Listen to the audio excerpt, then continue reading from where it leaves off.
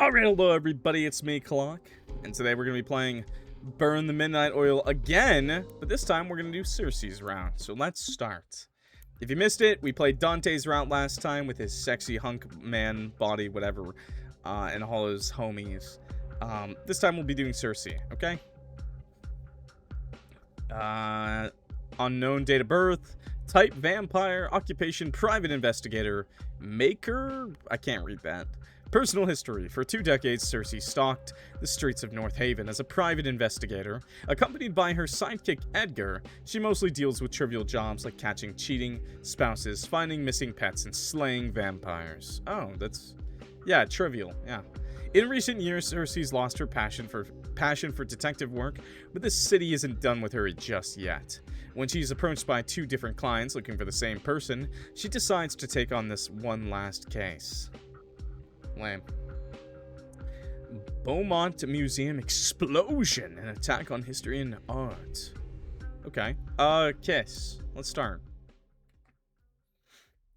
Somewhere. Don't remember the month. 1966. Oh my god! Oh my god! Oh my god! Please! No. Please. That's comfy. Wow. I think they're covered. Oh my god, that's a very different start than Dante's. Something not quite human sits on the edge of the stranger's bed. There. This is good, okay. Can you stop? Okay. Stop. I can't cover.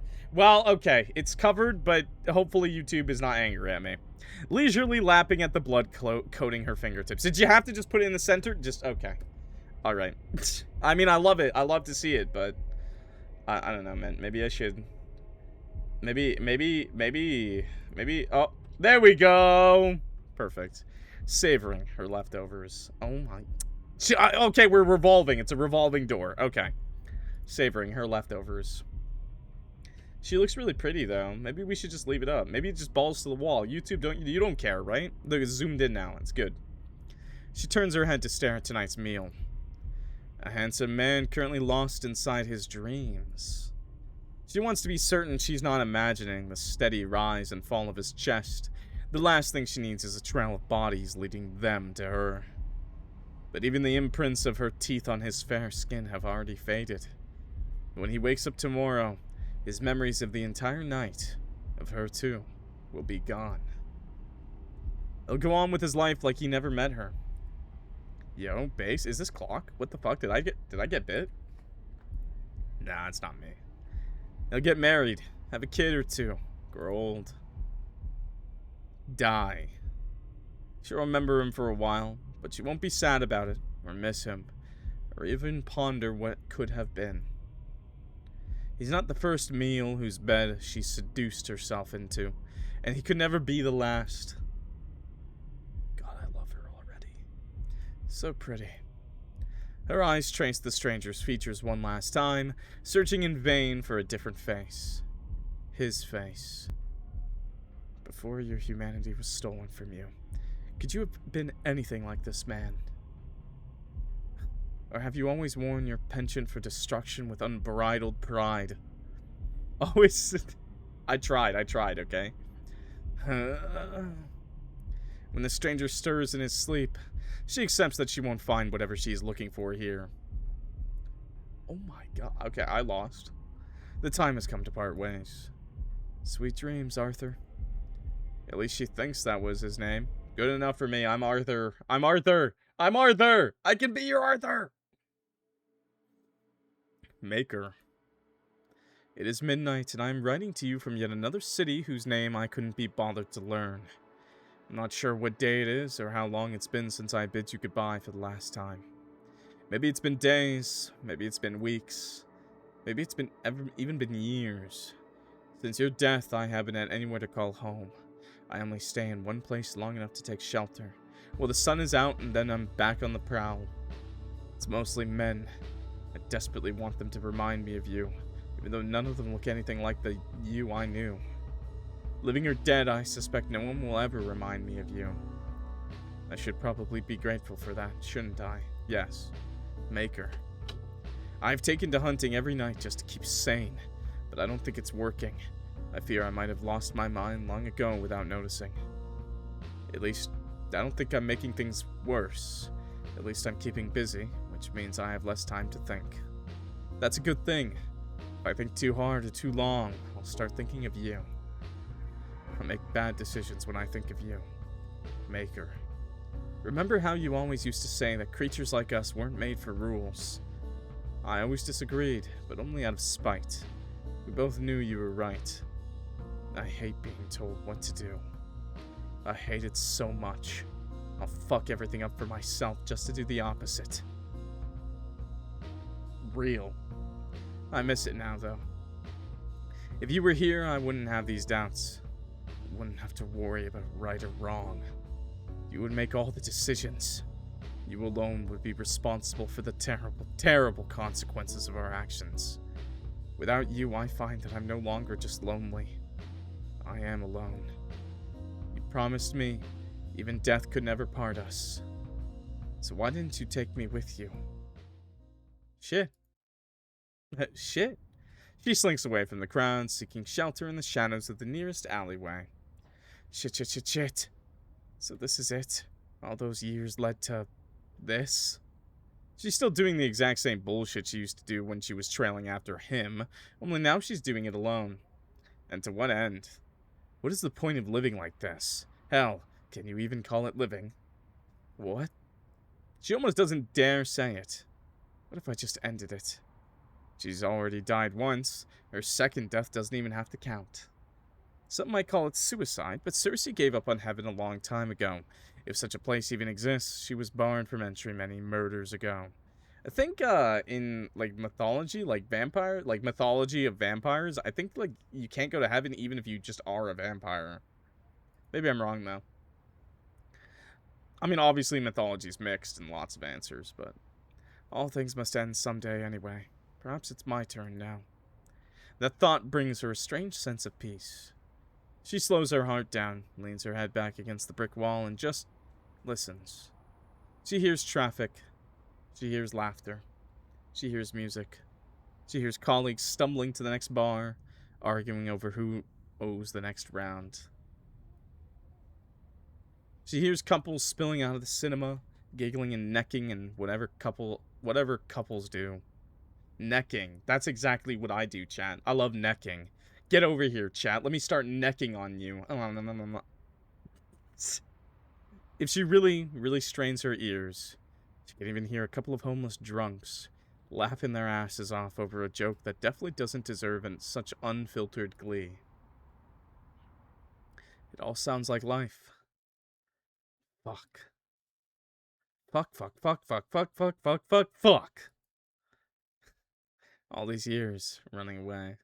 I don't even know what necking means, but I want to do it to you, chat. All these years. I'd love to learn necking with you. And she's ready to kick the bucket because... Because what? Because he's gone? She can't even make it a year without him? How's that fair? It's not. It's not fair at all. It's stupid. And worst of all, it's humiliating. She's mourned enough. Doubted her decisions enough. She wants to live, so she's going to live. What does it mean, chat? Yeah, that's right. She'll keep going out of pure fucking spite, if that's what it takes. Oh, death. Something drives through her chest, narrowly missing her undead heart. Concerning. Thump. Oh, okay, thump. Thump. No horny here, but we're thumping all right. There's a heartbeat. Beating so violently it has to hurt. It takes her longer than it should to remember that it can't be hers. Who the hell are you? Who's this twink?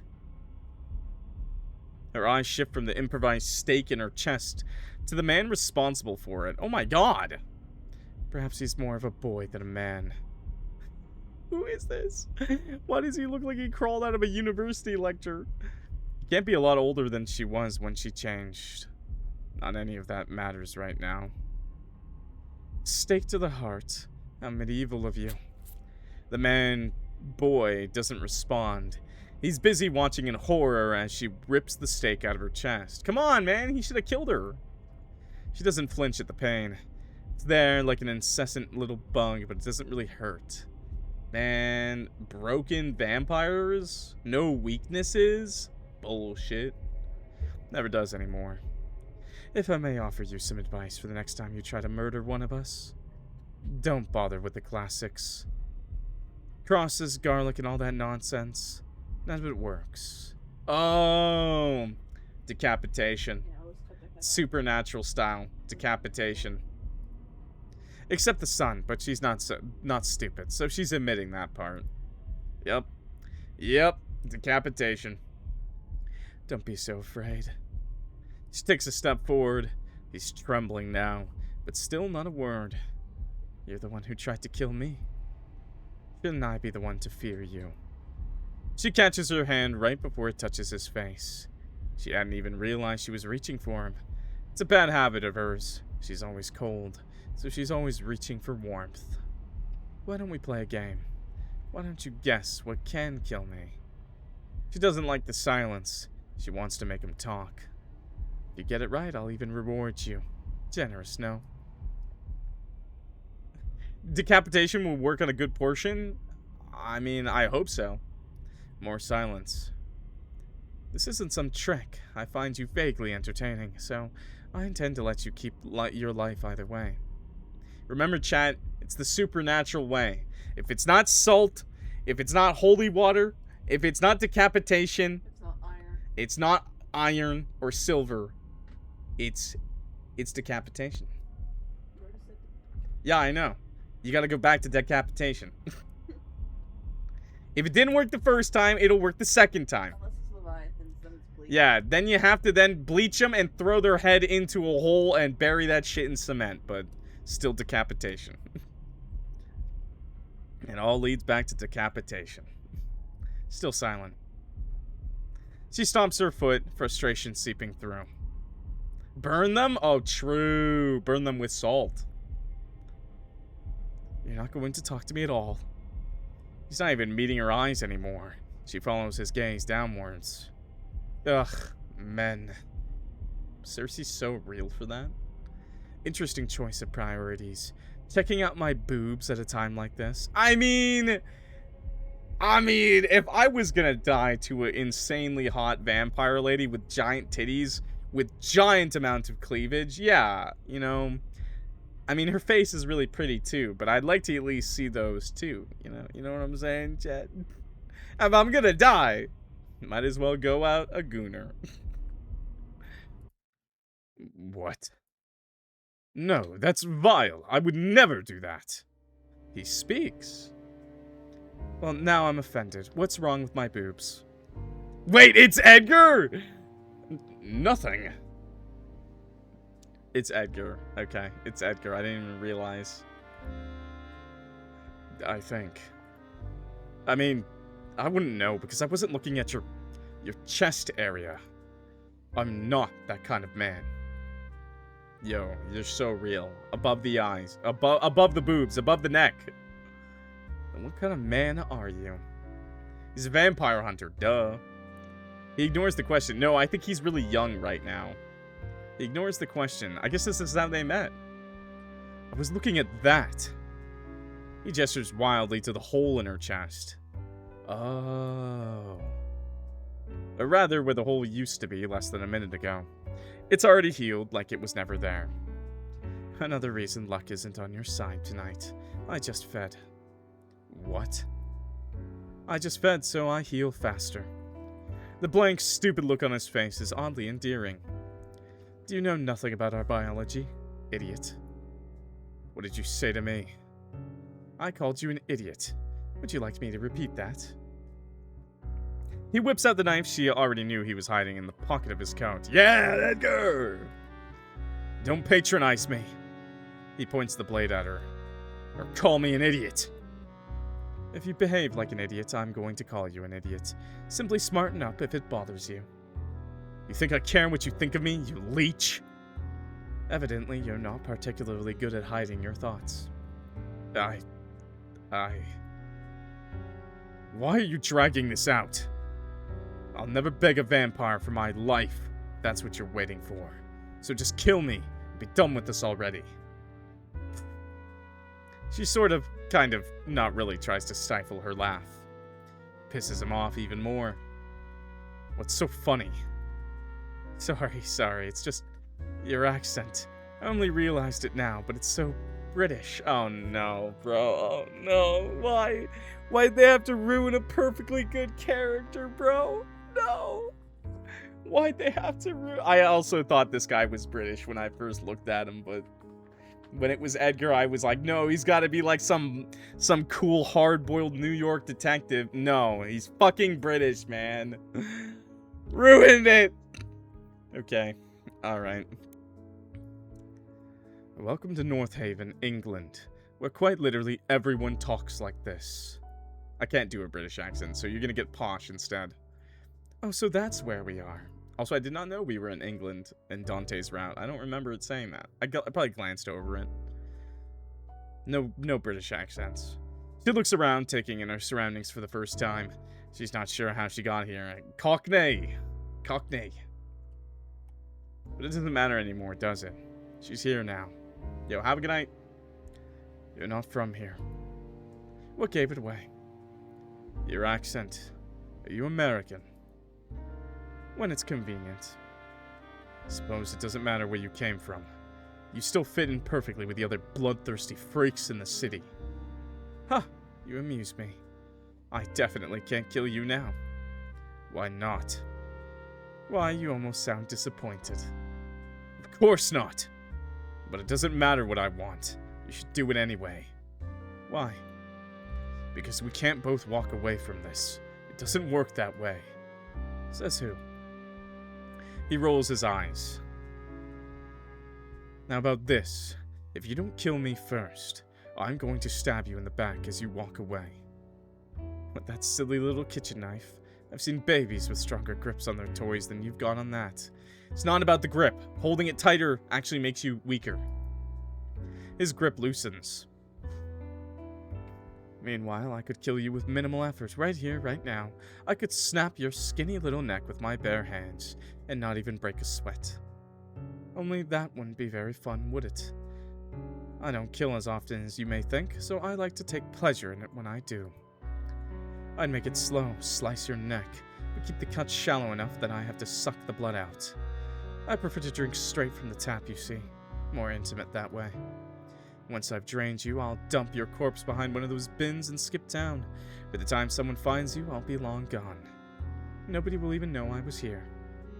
Lowers his knife, averting his eyes to stare at nothing in particular. Do what you want. There's no one left who would care enough to try and find me anyway. She recognizes the frustration in his eyes all too well. She's seen it countless times in her own reflection. Monsters took someone from him, just like a monster once took someone from her. Well, no one will have to. As I keep saying, I'm not going to kill you. He hurries to object, but she lifts a finger, and that's enough to shut him up. And you can't kill me. You're bold, I will give you that, but I don't think you could even kill the weakest of us. You're not strong enough, and that's not an insult, or a slight against your ego, or an attempt at undermining you.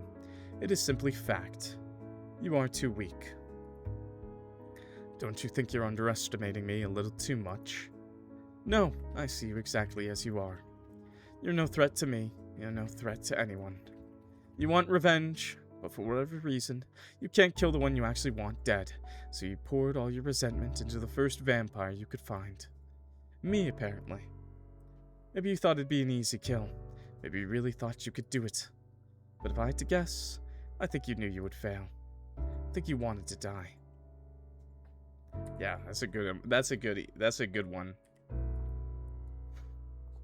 I imagine you've changed your mind by now. Staring death in the face, you're no longer so tough. Still, your pride prevails, so even if anything I just said happened to be the truth, you'd never admit to it. Would you? He drops the knife in the ground, and Circe knows she's got him.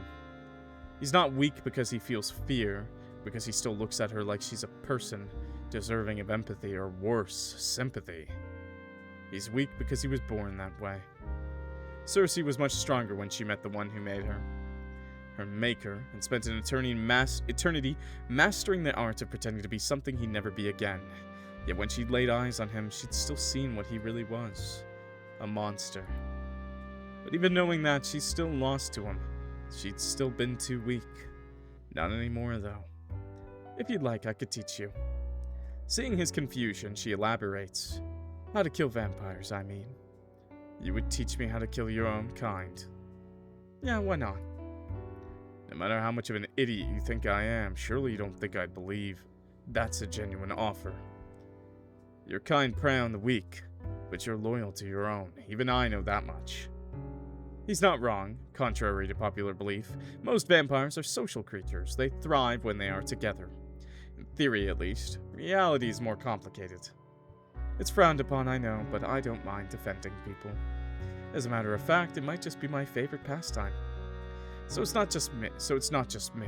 You're insufferable with everyone. How dare you? But yes, I am. She offers her hand with a smile far too dangerous for anyone sensible to trust. What do you say? Do we have a deal? Only an idiot would strike a deal with a devil like you. Or someone moderately desperate. A moderately desperate idiot, then. Sighing, he takes her hand. She bites back a grin. Before I forget, what's your name? Edgar James Thorne. That sounds so pretentious. I'm just gonna call you Eddie, okay? If you must. What about you? What's your name? If I told you, wouldn't you even use it? Well, yes. That's what people do, isn't it? Calling each other by one another's names. It's been a while since anyone has used her name, but she supposes it would be rude to withhold it from him now. They call me Circe. So may you. His grip on her hand tightens. I want to ask you something, Circe. Yes.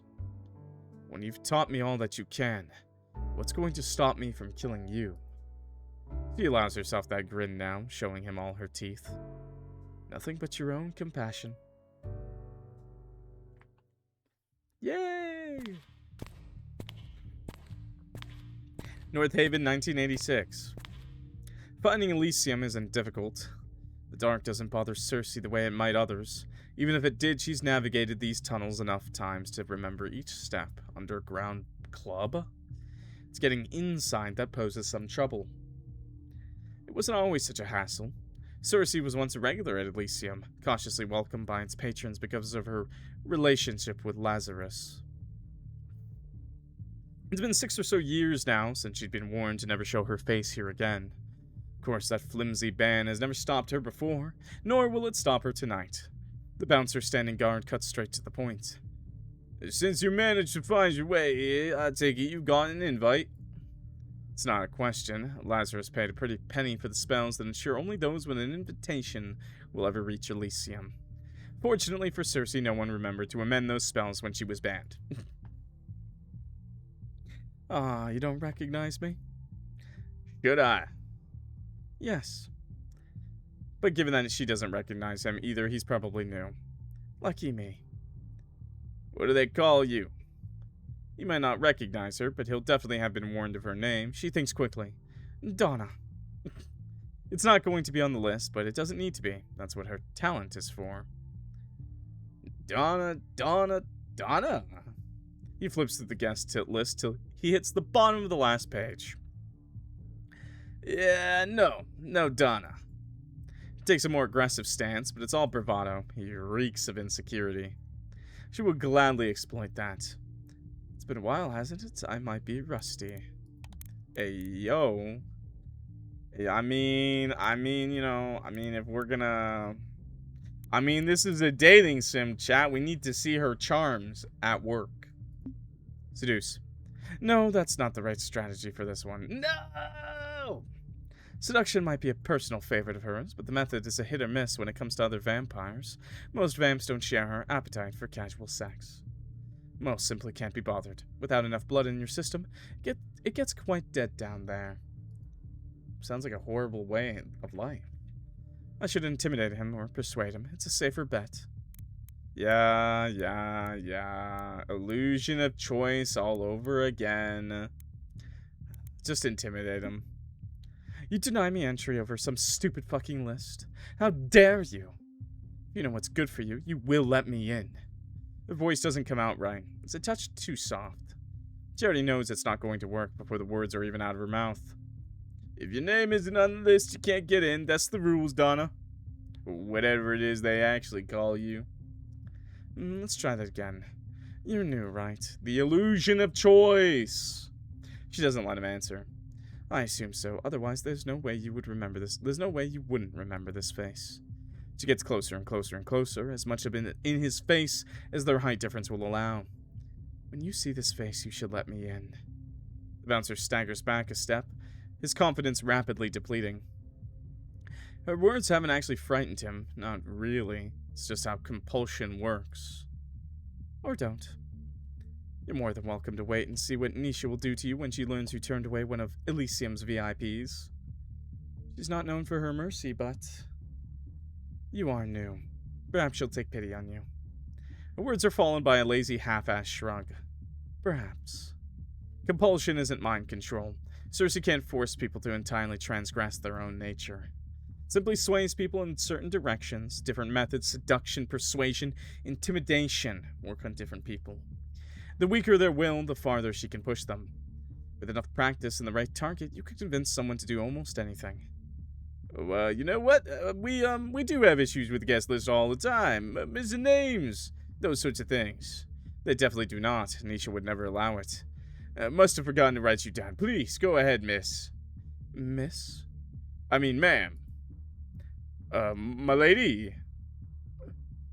Mistress? We'll work on it, yes. She casually pats his shoulder on the way in. Hot. Elysium. My lady. The only sanctuary in the city for creatures of the night. Since the 70s, Elysium's been an Epicurean haven for vamps to gather and feast without repercussions. Donors. That's what they call the humans selling their blood here. Some of them are natural masochists, taking pleasure in being fed on.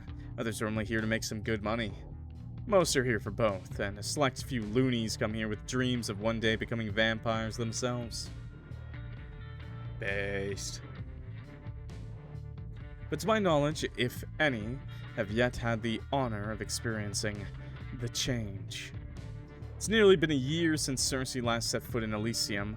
One quick look around promptly reminds her why she's been avoiding the hellhole.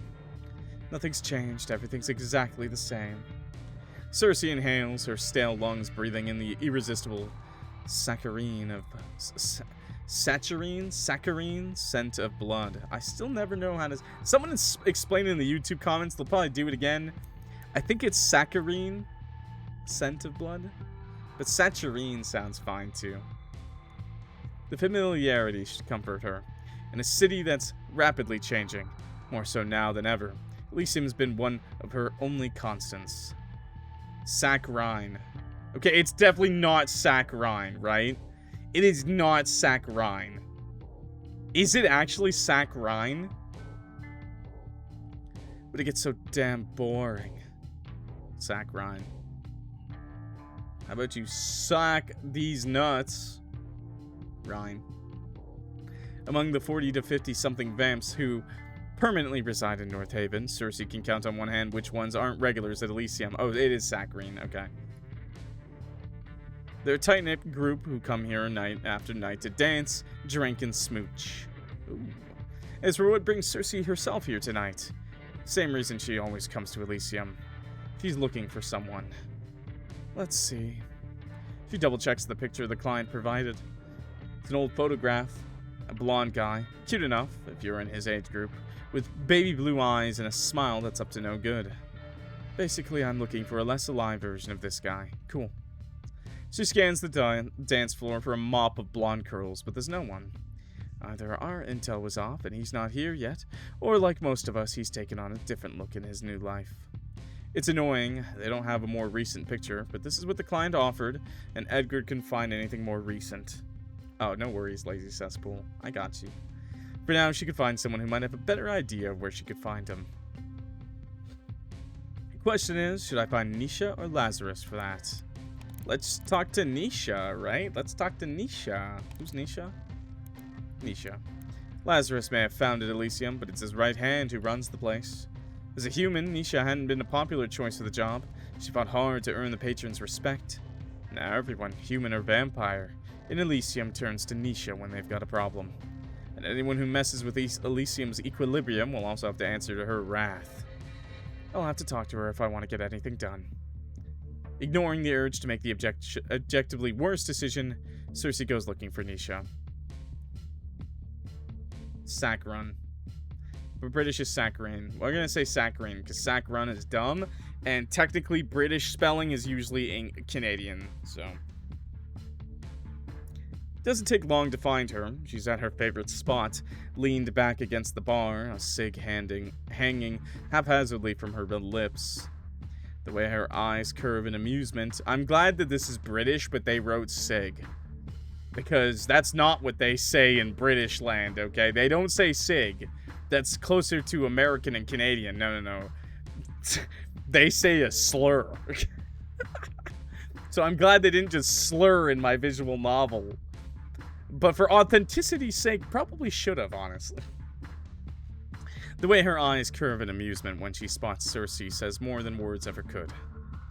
Is that who I think it is? Welcome back from the dead, babe. I wouldn't call Nisha a friend, but we do get along. It helps that Nisha's a businesswoman, though her loyalties will always be to Lazarus and Elysium. Nisha appreciates making a little extra on the side when she can. Only instead of selling her own blood, she sells information. That makes her more valuable to Circe than any donor ever could be. Miss me? I guess. It does get pretty dead around here without you. No pun intended. She puts out her cig on the bar counter. Where have you been this past... Shit, has it been a year already? A year already? Let's tell the truth. I want to know. I want to know what she's been up to for a year. Tell the truth. Ignoring how Nisha's obviously been keeping tabs on her, after all, it's her job to track potential patrons and threats, Circe elects to play nonchalant. Been lazy lately. Asked Eddie to accept fewer cases for a while. That's a shame. Thought you were one of the lucky few to actually enjoy your job. So did I. I take it you still enjoy yours? Most nights. Anyway, who said you're only allowed to break the ban when you've got shit to do? Could just show up here for fun. A couple of years ago, Circe might have agreed with her. But now, messing with Lazarus and his ridiculous ban just isn't as fun as it used to be. Maybe because I've been doing it for 6 years straight. Honestly, the biggest surprise is that I didn't get bored of it sooner. Should you really be encouraging me to break the rules? Probably not, but who's gonna tell? Nisha tips her head towards the bar. My lady. How about a drink before you share what brings you here? My treat. I'm good. You're turning down a free drink? I'm not thirsty. Nisha smiles like she doesn't believe her, and she would be right not to. The thirst is never fully satisfied. Fortunately, Nisha's a lot more respectful of boundaries than Circe's ever been, so she knows not to push it. You don't mind if I make one myself, do you? Be my guest. Nisha slips behind the counter, playfully hip-checking the bartender on surface to make more space for her. The bartender shakes their head at her with a smile. Nisha, trying to steal my job again? Work harder and I won't be able to. Who's this? Oh right, Jude. Meet Circe. Circe, this is... Actually, I don't think I care. But you just asked. You know what? Never mind. Jude looks more amused than offended. So you're the one they call Circe. Weren't you banned for forever? No one actually cares about that, except for maybe Lazarus, depending on his mood. Then why do you continue to make it a pain in the ass for me every time I visit? Doesn't matter. You always find a way in, don't you? No thanks to you. Circe eyes Jude, who's watching their interaction with strange interest. You're new. Sort of. Jude, you said... Yeah. Like the song? Hey, Jude. Sorry, I'm sorry. That song evokes memories of me in high school music class playing it on the trumpet. Their skin can't flush, but they still look bashful. Like the song? Like the song? Circe's attention returns to Nisha. Why are there so many new faces? First the bouncer, now this one. Jude isn't new. They've worked here for quite a while now. Used to be a donor, actually. Circe doesn't bother hiding her surprise. Lazarus actually changed one of them. No, not Lazarus. Not directly, at least. Another vampire passing through town lost control of his hunger. Drank too much. You know how it goes. Lazarus made him change me. Nisha's frowning. But then she notices Circe watching her and fakes a smile. He saved their life. He did. He really did. More like he ruined it. You wouldn't have been in that situation in the first place if Lazarus hadn't hired you. What happened to the one who made you? Nisha answers for them again. Oh, he's dead. Like, dead. Good riddance. I suppose congratulations are in order, Jude. You survived your fangling year. Ah, it was an interesting experience. Your first year after the change is never easy, but under the right guidance, it's manageable. Jude may not have had their maker by their side, but the Elysium vamps still look out for each other, as long as it's convenient. It's nice to meet you at last. Lazarus talks about you so much, I've always felt like I already knew you. Oh yeah, what's he been saying? Nothing nice. The other night he went on a rant about you for hours. Said that in almost 200 years of unlife, you're the worst bat he's ever met. Lazarus needs to practice his insults if that's the best he's got. I'm disappointed. No, he said far worse, just didn't think it polite to repeat. That's just how he expresses his affection. He's a sentimental soul. I think that's enough shit-stirring for one night, Jude. Back to work. Yes, ma'am. So, this is supposed to be a vampire bar, but like, why do they just have a bunch of bottles of ketchup, chat? So much Heinz. And in glass bottles? The plastic ones are the best. Jude spares Circe one last glance and a brief smile. And then it's only her and Nisha again. Nice kid. They're older than you in immortal years. Like I said, nice kid.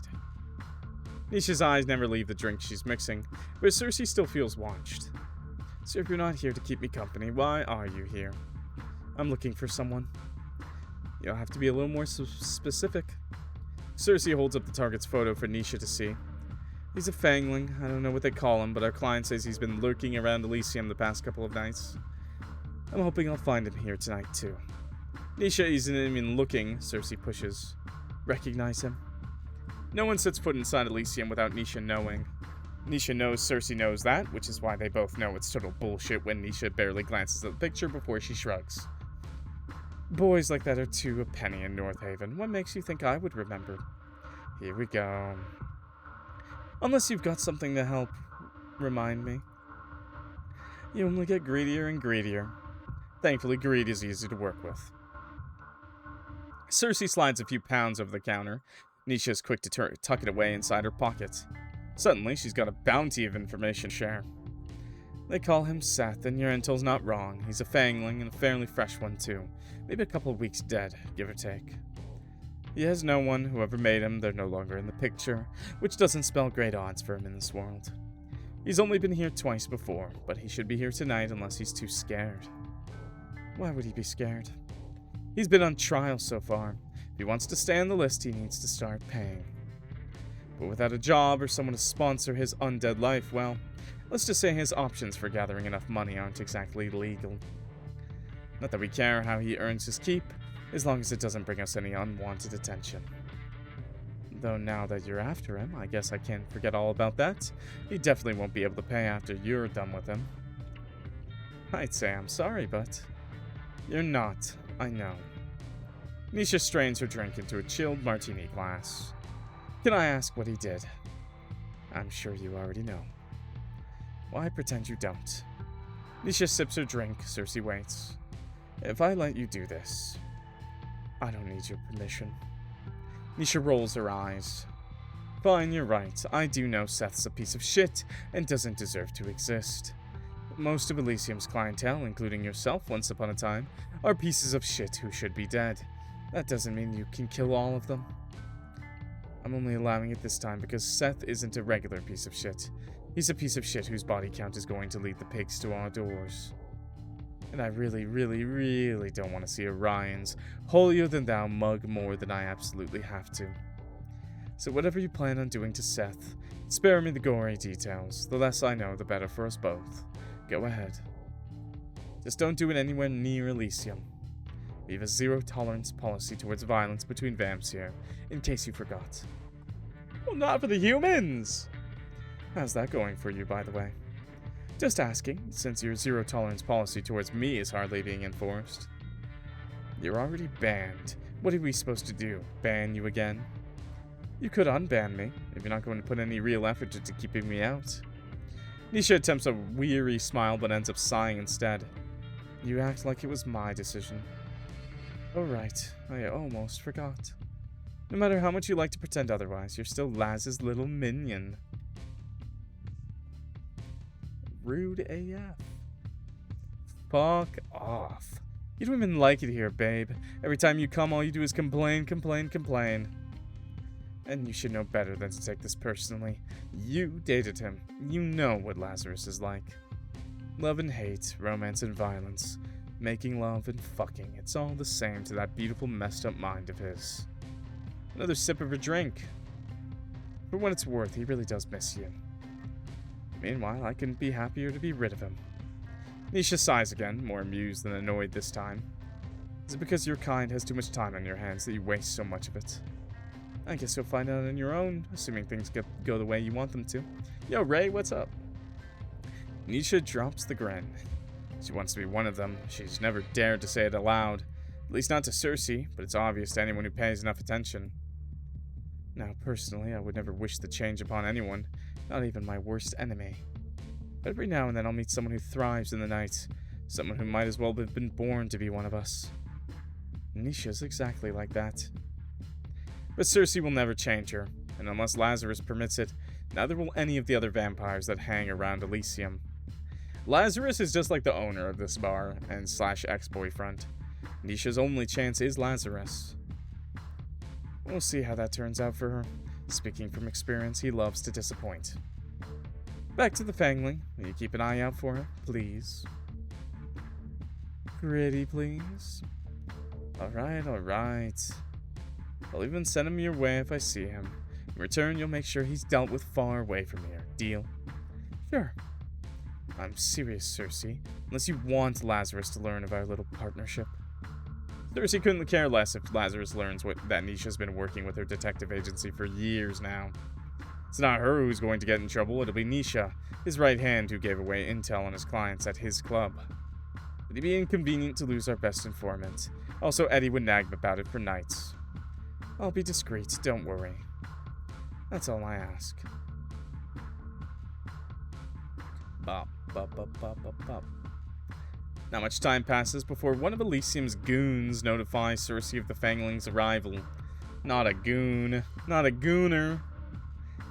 So one of you, chat? I didn't know one of you worked here. Looks like Nisha's fulfilled her end of the bargain. Now it's Circe's turn. Moments later, Circe finds Seth loitering near the stage.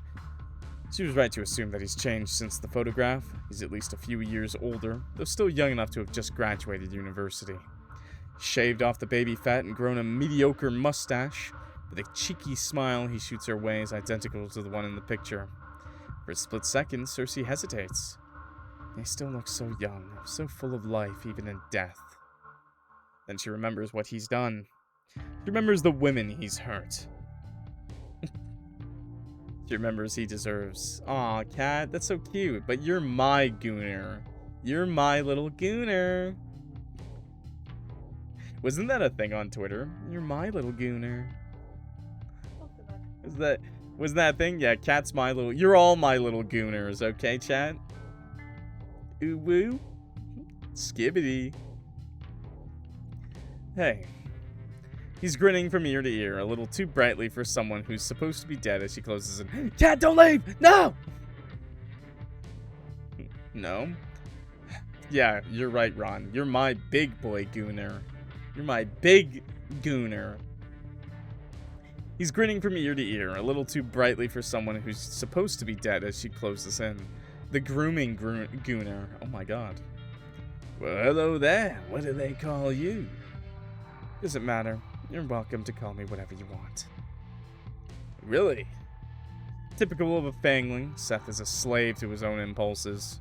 Perhaps he's merely deferring to her as an older vampire, or he simply can't help his excitement at a woman showing interest in him first. Either way, she smiles, deciding there's no point in wasting time. Seduction has always come easiest for her. You should come somewhere with me, somewhere more private. Seth lunges at the opportunity without reservation.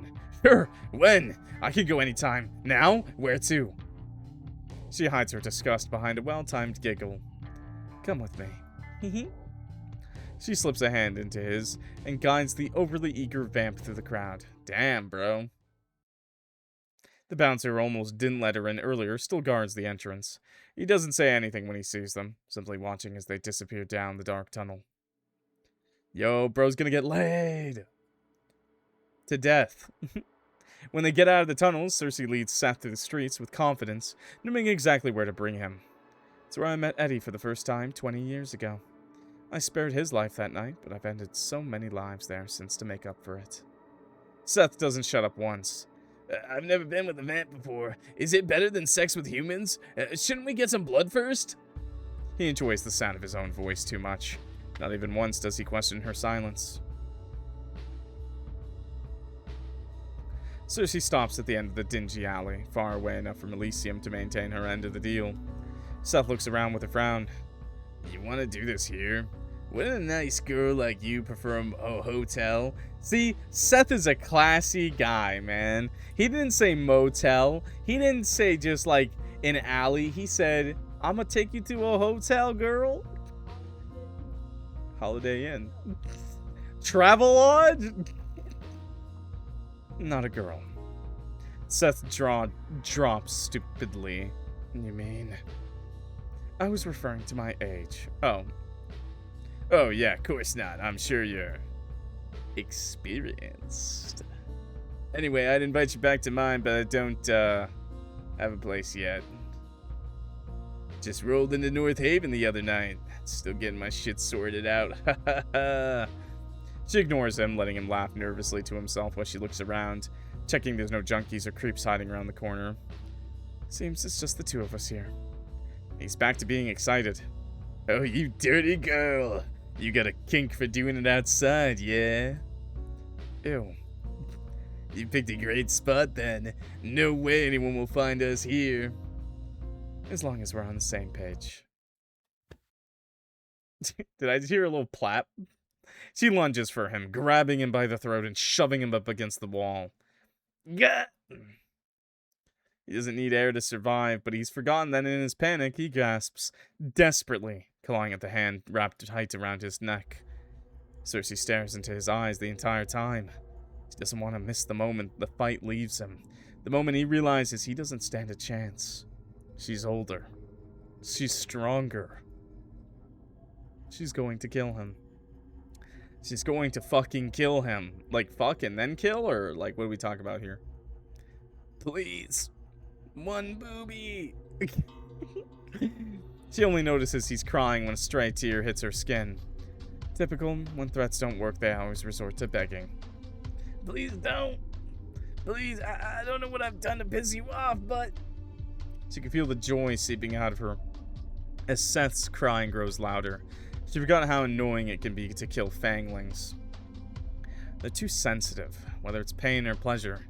They feel everything too strongly. That's why they don't last long without an older vampire to guide them in their first year. Leave them to their own antics and they'll fuck like rabbits and die like cattle. Why are you doing this to me? Quit wailing and I'll get to that part. It's a little hard not to wail when you're about to kill me, but sure, I'll be bloody quiet. She lifts her chin, daring him to speak another word. I'm waiting. Perfect. Listen, I think we can both agree you've been stupid. The least you could have done is be more careful with where you take your meals, not eaten as many sheep from the same pen. Then maybe no one would have noticed. But no, on top of that, you were childish enough to play with your food and leave evidence behind. She sees the exact moment her words start to seep into his dumb little brain. The games you liked weren't very fun for your playmates, were they? Of course, you liked that they didn't like it, didn't you? That's what this is about. They were fucking into it. And you talk like I've been touching them. I haven't. I never said that. I'm not sick. My mom taught me better. What?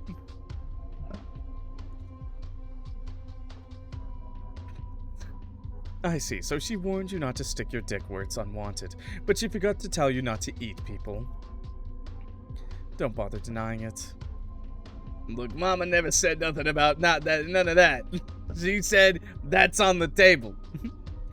You torture them, Seth. You snack on their flesh while they still breathe. So what if I like to steal a bite? Their blood is good enough to drink, but their flesh is too dirty for us. Every vampire's tried meat once. Yes, even you. I bloody know you have. And like I already told you, they fucking enjoyed it. Okay, buddy. Her fingers twitch, her grip on his throat threatening to tighten. Did they tell you that before or after you drained and defiled them? I'd ask them personally, but last I checked, the dead don't talk. Well, with the exception of us. Why does that even matter? Aren't we the same? Aren't we? You don't think people enjoy being eaten? I don't know, man.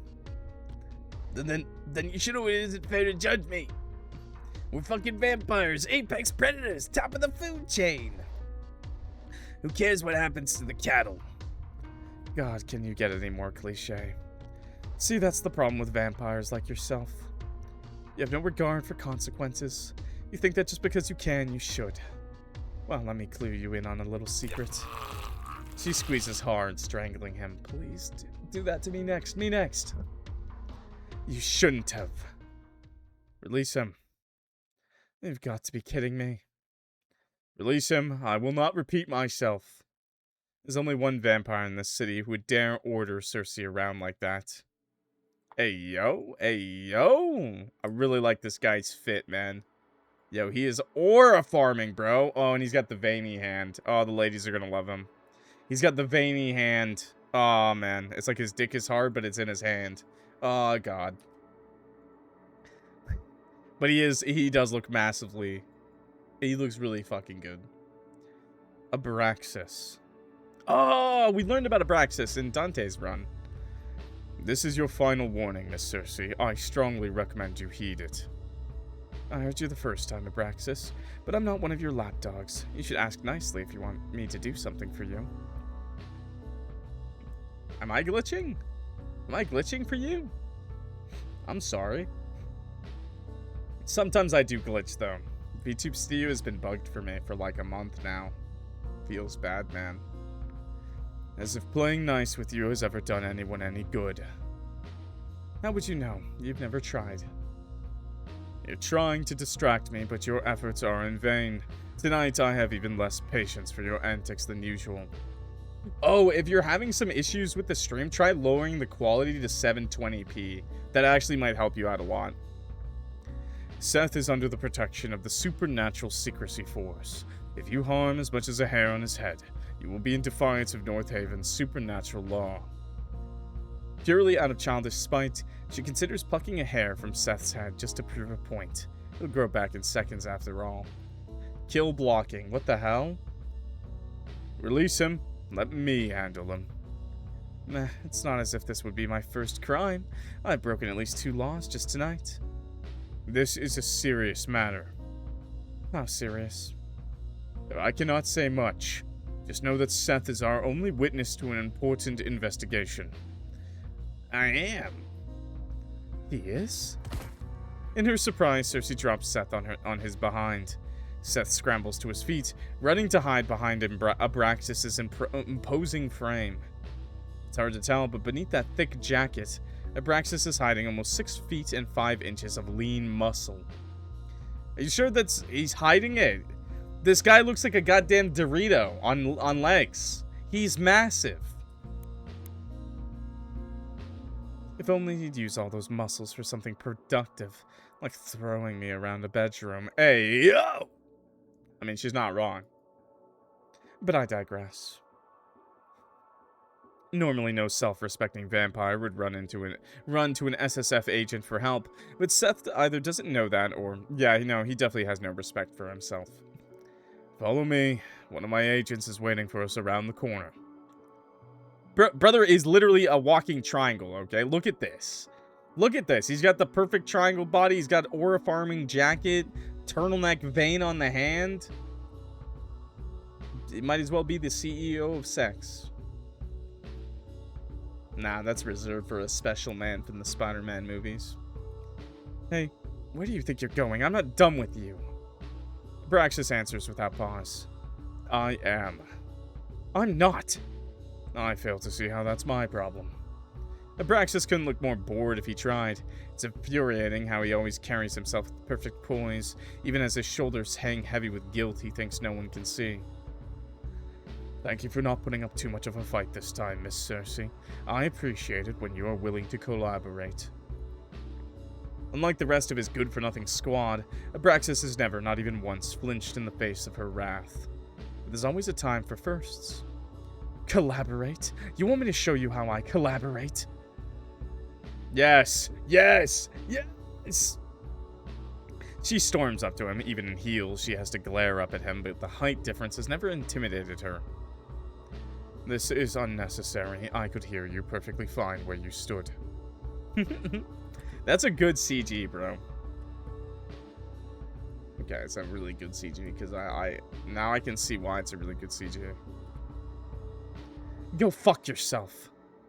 Not even a flinch. Very mature. You're more than welcome to waste my time any other night, Miss Circe. Just not this one. He tries to sidestep her, but she follows, blocking his path. Don't pretend you're above this. You love arguing with me. The guy built like a Doritos low-key annoying you? No, he's based. He's a cop. That's why you're always in my business, messing with my work. No, see, the dynamic is good. This is good. His brows furrow. It's the only hint that her words have affected him in any way. I'm not in your business. You're in mine. Right, sure. That's why I stalked you here.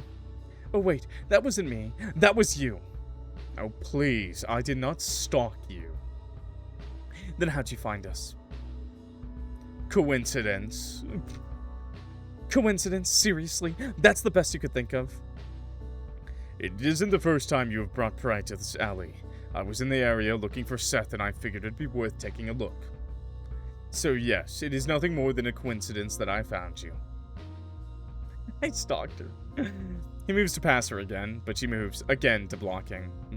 Do you even know who you are protecting here? Do you know what this bastard does to his victims? He doesn't just drain them, he tortures them. He deserves worse than death. You want a dog? You just tried to kill me. Seth pushes out his chest, mimicking Abraxas' stance the best he can. You saw what she did. You saw everything, right, Captain? Quiet. But Seth only gets louder.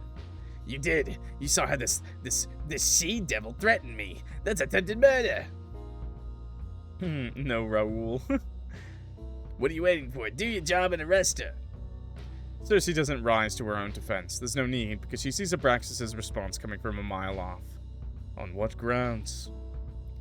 What? I just told you, she tried to murder me. That isn't something the SSF is concerned with.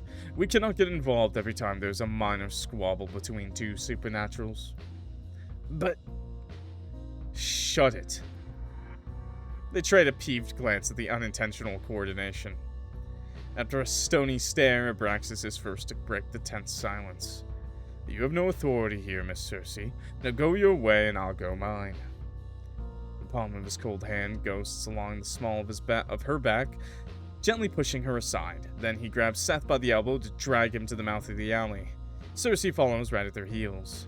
What happens to him after you get what you need? We'll follow protocol and release him. But he's a criminal. Because he's predictable like that, Abraxas just offers her the usual spiel. The SSF is a counterterrorism and intelligence agency. We investigate and neutralize supernatural threats for the greater good of society. We have neither the time nor the reason to chase down all the addicts, muggers, and vandals who haunt these streets. But Even if I wanted to do something, we have no case against him. I cannot abuse the law by detaining him without proof of a crime. My word is your proof. Have I ever lied to you before? Many times. But I'm not lying this time. Abraxas pauses, turning to look at her. She meets his assessing stare with confidence. If you have proof that this vampire has violated supernatural law, you should gather your evidence and report it to the Supernatural Crime Division. I'll put in a word with the inspector or whoever's on shift to make sure he's looked into as soon as possible. And if he's indeed guilty of the claims you make, I'll personally ensure that he gets what he deserves. Now will you please step aside and let me do my job? She steps back, hiding her fangs between tightly pressed lips. Fine. She's not going to report shit. By the time they get through the backlog to his file, Seth will already have fled the city.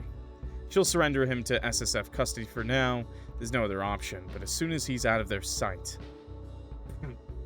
Seth snickers under his breath. Serves you right, you stupid cunt. 1 second, Seth's taunting her. The next, he's curled up on the floor, clutching his broken nose as he cries out in pain. Fuck! What was that for? It happened so fast, she almost missed the look of uncharacteristic rage on Abraxas' face. Yeah, you don't say that to a nice lady. Mind your tongue in the presence of a lady. Clearing his throat, he actually has the audacity to look sheepish when his eyes meet Circe's. We'll take a detour. The nose will heal before we reach the office. Hope your car crashes on the way. For a split second, she thinks she sees the ghost of a smile grace his lips. Great, now I'm hallucinating. Good night to you too, Miss Circe. He grabs the back of Seth's hoodie, effortlessly lifting him with one arm and carrying him out of the alley. She doesn't watch them leave. She's too pissed to spend another second here. Oh, bat form? Once she's certain she's still alone, she transforms. Those ears, though, man. I guess that's like, you know, her boobs are really big, so when your boobs are really big as a vampire, your ears are massive. You got massive honkers, you got massive listeners, okay? Flies into the night. Yo, her house, I assume? Yeah, it's definitely got to be her room, right? Circe flies through an open window of her flat. Yeah, I figured. Because it looks too homey. It looks so great. It looks so nice. Except that's a bag of blood on the counter. Concerning. Miss Circe, Miss Circe, Miss Circe. She transforms just in time to land on her feet inside. Who the hell does he think he is? Her eyes are red. Her eyes are red. She stalks around the tiny space, tearing off her clothes, while cursing Abraxas in every language known to mankind. She's never known anyone more frustrating. God damn, dude. She pulls to a stop in front of a mirror so she can adjust her underclothes and check her makeup. But her reflection makes her pause. Sometimes I wish the myths were true and vampires didn't have reflections. When she sees herself, they didn't even need to do this, by the way. She was already an extremely pretty lady, okay? And then they just threw her in lingerie just to make me even... I don't even know, ultra hard, I guess. Now I'm broken. I'm broken. It broke. But I still won. When she sees herself in the mirror, she can never resist picking her appearance apart. I lost. I definitely lost. The red lips painted that color so her mouth would match her eyes. The black hair she frantically restyles with every change of the seasons. Yeah, it's small, so leave me alone. Don't imagine anything. The body that stopped aging the year she thinks she turned 22, only a few days short of 23. She tries to carry herself to show she's older than she looks, but staring herself down in the mirror, she can't help but feel hopelessly young. In the near 100 years of her existence, she's reinvented herself dozens of times. So why do I still look so like the girl I used to be? I wish I could forget her, but every time I see myself, there she is. At least she's beautiful. A small mercy. Red earrings. I'm too old to mope around like this. Circe picks her clothes back up, slipping them back on. Please, please. Thank you, thank you. It's still very, very hot, but not as hot. It's embarrassing, really, letting a Braxis shake her confidence like that. Meow! Yeah, kitty! She smirks. Where kitty at? Back again, I see. Pretty.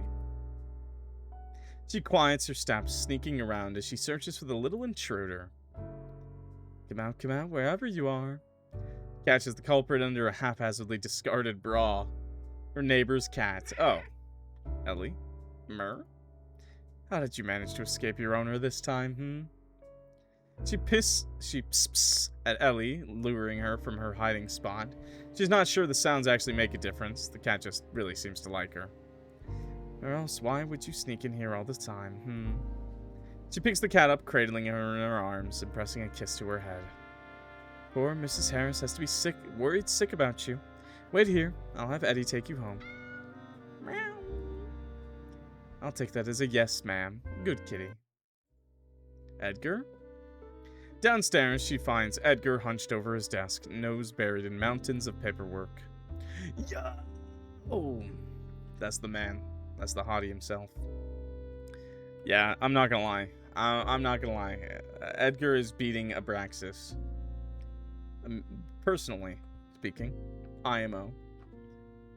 When Eddie's working, he might as well be dead to the rest of the world. The only sign he's an actual living person, not an eerily realistic statue, is when his hand moves to scratch at his 5 o'clock shadow. What? Sometimes it's all too easy to forget that Edgar isn't the same boy I met 20 years ago. Edgar is the only human companion she's ever had. She knows their relationship isn't conventional. Vampires don't keep the company of humans they aren't feeding on or sleeping with or planning to change. But Edgar isn't a blood bag or a quick fuck or a toy to her. He's a friend. Perhaps her only friend in this world. When we first met, we looked the same age. Perhaps that's why it feels so strange to watch him grow while I don't. Growing old suits him. Where he used to be cute, he's now handsome. Yeah, he is.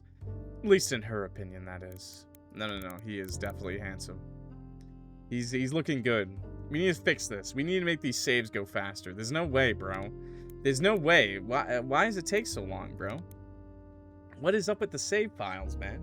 Is it because there's 2 systems of saves?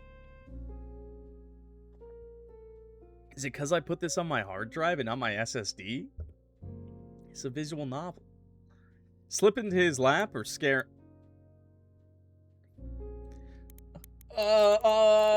slipped... Oh. Circe crawls over the desk and into his lap. She buries her nose in his collar and inhales. God, I wish. He smells the same as always. I wish! Like coffee, tobacco, and cheap body wash. No. Get that Old Spice. Comfortable. She's done this enough times that it barely phases him anymore, which is disappointing. Oh well, it just means she has to try a little harder to fluster him. Very comfortable. Glad one of us is. Bored, she slips out of his lap and sits on the edge of the desk instead. You'll never guess what happened again tonight. Abraxas messed up the job, didn't he? She was talking about Ellie, but being reminded of Abraxas sours her mood. How'd you know? Heard you cursing up a storm upstairs. Alright, then floors. Edgar doesn't ask for details, well aware Circe will supply them regardless. Never takes much for her to go off on another one of her rants about Abraxas and the supernatural secrecy force. They've been a thorn in their operation since the very start. Separate from the Supernatural Crime Division, the SSF are an intelligence agency specialized in so-called counter-terrorism. Bluntly speaking, they've been ordered to do whatever it takes to ensure that the existence of supernaturals remains a secret from the larger world. They spy and manipulate the narrative behind the scenes, only stepping forward when an incident grows big enough that it threatens exposure. On occasion, they will even directly eliminate assumed threats. The SSF higher-ups are all mortals, but they send supernaturals like Abraxas to do the dirty field work for them. Many would insist that the SSF are a necessary evil, but everyone still thinks supernaturals who join up are sellouts. Innocence or guilt matters little to the SSF. Their job is quite literally to brush things under the rug, usually at the expense of non-humans. I mean, that would make the most sense. Cities that have experienced a rise of vampires don't want the SSF anywhere near it if they can help it. But in places like North Haven, it's hard to get all the different non-humans to agree on anything other than not wanting humans to discover us. I'm not surprised they intervened again, but I am surprised they haven't shut Thorn investigations down yet, given our egregious list of violations. I don't like Abraxas any more than you do, but I've got to give it to him. His patience with you has been impressive. Careful, that almost sounded like a compliment. But Edgar's not wrong. Circe should be a major liability in the SSF's books. She's bent or outright broken their rules plenty of times, yet Abraxas doesn't report half of the stuff she gets up to. Because of that, he now seems to believe she owes him some kind of favor. As if I ever asked for his help. You know what? Maybe he fancies you. My colossal ego is inclined to agree, but I don't think that's it. Besides, he's married. What? But his wife passed away ages ago. Oh. And yet, even after all this time, he still hasn't taken off his wedding ring. About 15 years ago, when they'd spoken face to face for the first time, it'd been one of the first things she noticed about him. At the time, she's been disappointed. Assuming his wife was still alive, she'd done a lot of awful things without guilt. But sleeping with married men was something she'd like to avoid. In hindsight, she recognizes she dodged a bullet, even if only barely. It's a long time. I suppose. Edgar scratches his nose bridge, giving away how nervous he is. Never fails to amuse her how easy he is to read. Well, that's quite sad, isn't it? He must have loved her very much. It must be painful, missing someone that long. I guess. Circe knows far too well what it feels like to mourn someone you'll never hold again. It doesn't have to mean that you love them. But Edgar wouldn't be thinking about her experience in this moment. He must be thinking about his sister. On to more fun matters. Remember what day it is? With everything going on tonight, she'd nearly forgotten herself, so she can't say she blames him when Edgar pulls a face that says she definitely doesn't remember.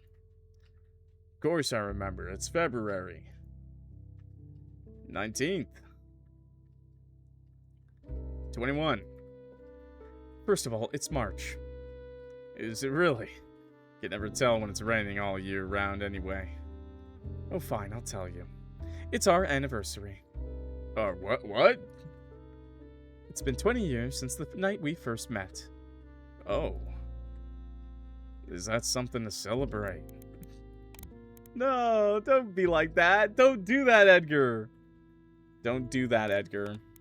Joke about it, pretend to be annoyed. Pretend to be annoyed. You don't value me at all. She slaps his arm, not with any real strength, obviously, or she'd break him. You weren't seriously expecting an anniversary gift, were you? What if I was? Then I'd warn you not to expect one for our 30th either. 30 years working together in the same city. I love that. That smirk is so perfect. Will we get that far? Do I even want to? Edgar eyes her awkwardly. You're not actually upset, are you? No, just sorely disappointed by your lack of camaraderie. Edgar lights a cigarette, barely hiding a grin when he shoves it between his lips. Circe smirks back at him. This kind of banter has long been part of their daily routine. She provokes him, he retorts with some snark. They laugh or roll their eyes, then rinse and repeat. It had taken a while to get here, of course. When they'd first met, Edgar was so angry with the world he took everything as an insult. He's mellowed out over the years, gotten better at reserving his anger for when it's actually warranted. Most of the time. I should let our client know that we didn't get the fangling. Bleh. Ah, the famous bleh, blah, blah, blah, blah. I knew vampires always say it. It's a common phrase for vamps. It's annoying, but they don't have any other option. Their anonymous client was clear in their instructions. Seth must die tonight, or else no reward. With Seth in the SSF's custody, there's no way they can get to him before the sun's up. I just realized. We'll have to return the deposit, won't we? It's the right thing to do. Can we afford to do that? Per your request, we've taken fewer jobs as of late, so we're stretched even thinner than usual. If we want to feel more secure about keeping the lights on, you could take a few more cases. Or spend less on clothes. Why would I do either of those things when you're always working so hard to make sure we're a month ahead on rent? You've only got so much hair, Circe. And I've only got so many dresses. Edgar heaves a sigh. Thought you might say that. I'll just take it out of my own pay, then. She nods, pleased with his quick thinking. Anyway, I can all wait till tomorrow. Let's go to the Golden Cat to celebrate our 20th. You don't need to use our anniversary as an excuse. We go there every night. But tonight will be special. Drinks on me. Well, technically it's our rapidly depleting business funds that we'll be paying, but the sentiment stands. You sure know how to spoil a bat. So that's a yes. Yes, yes. Alright, just let me fetch my coat. Why do I feel like I'm forgetting something important? The cat! Knock, knock, knock, knock. They share a knowing look. I only know one person who knocks like that. You take it. But I always answer the door. It's just a normal knock. He looks familiar? I like the way he looks, though. Only because you're so good at it. Edgar puts out his cig and walks over to the door, opening it to reveal... Mrs. Harris! Edgar, Circe, thank goodness you're still here! Mrs. Harris, the next-door neighbor, rushes inside. She's a kind old woman who thankfully never complains about the suspicious people going in and out of Thorn investigations at all hours. Helps that her eyesight isn't what it used to be. Same goes for her hearing, actually.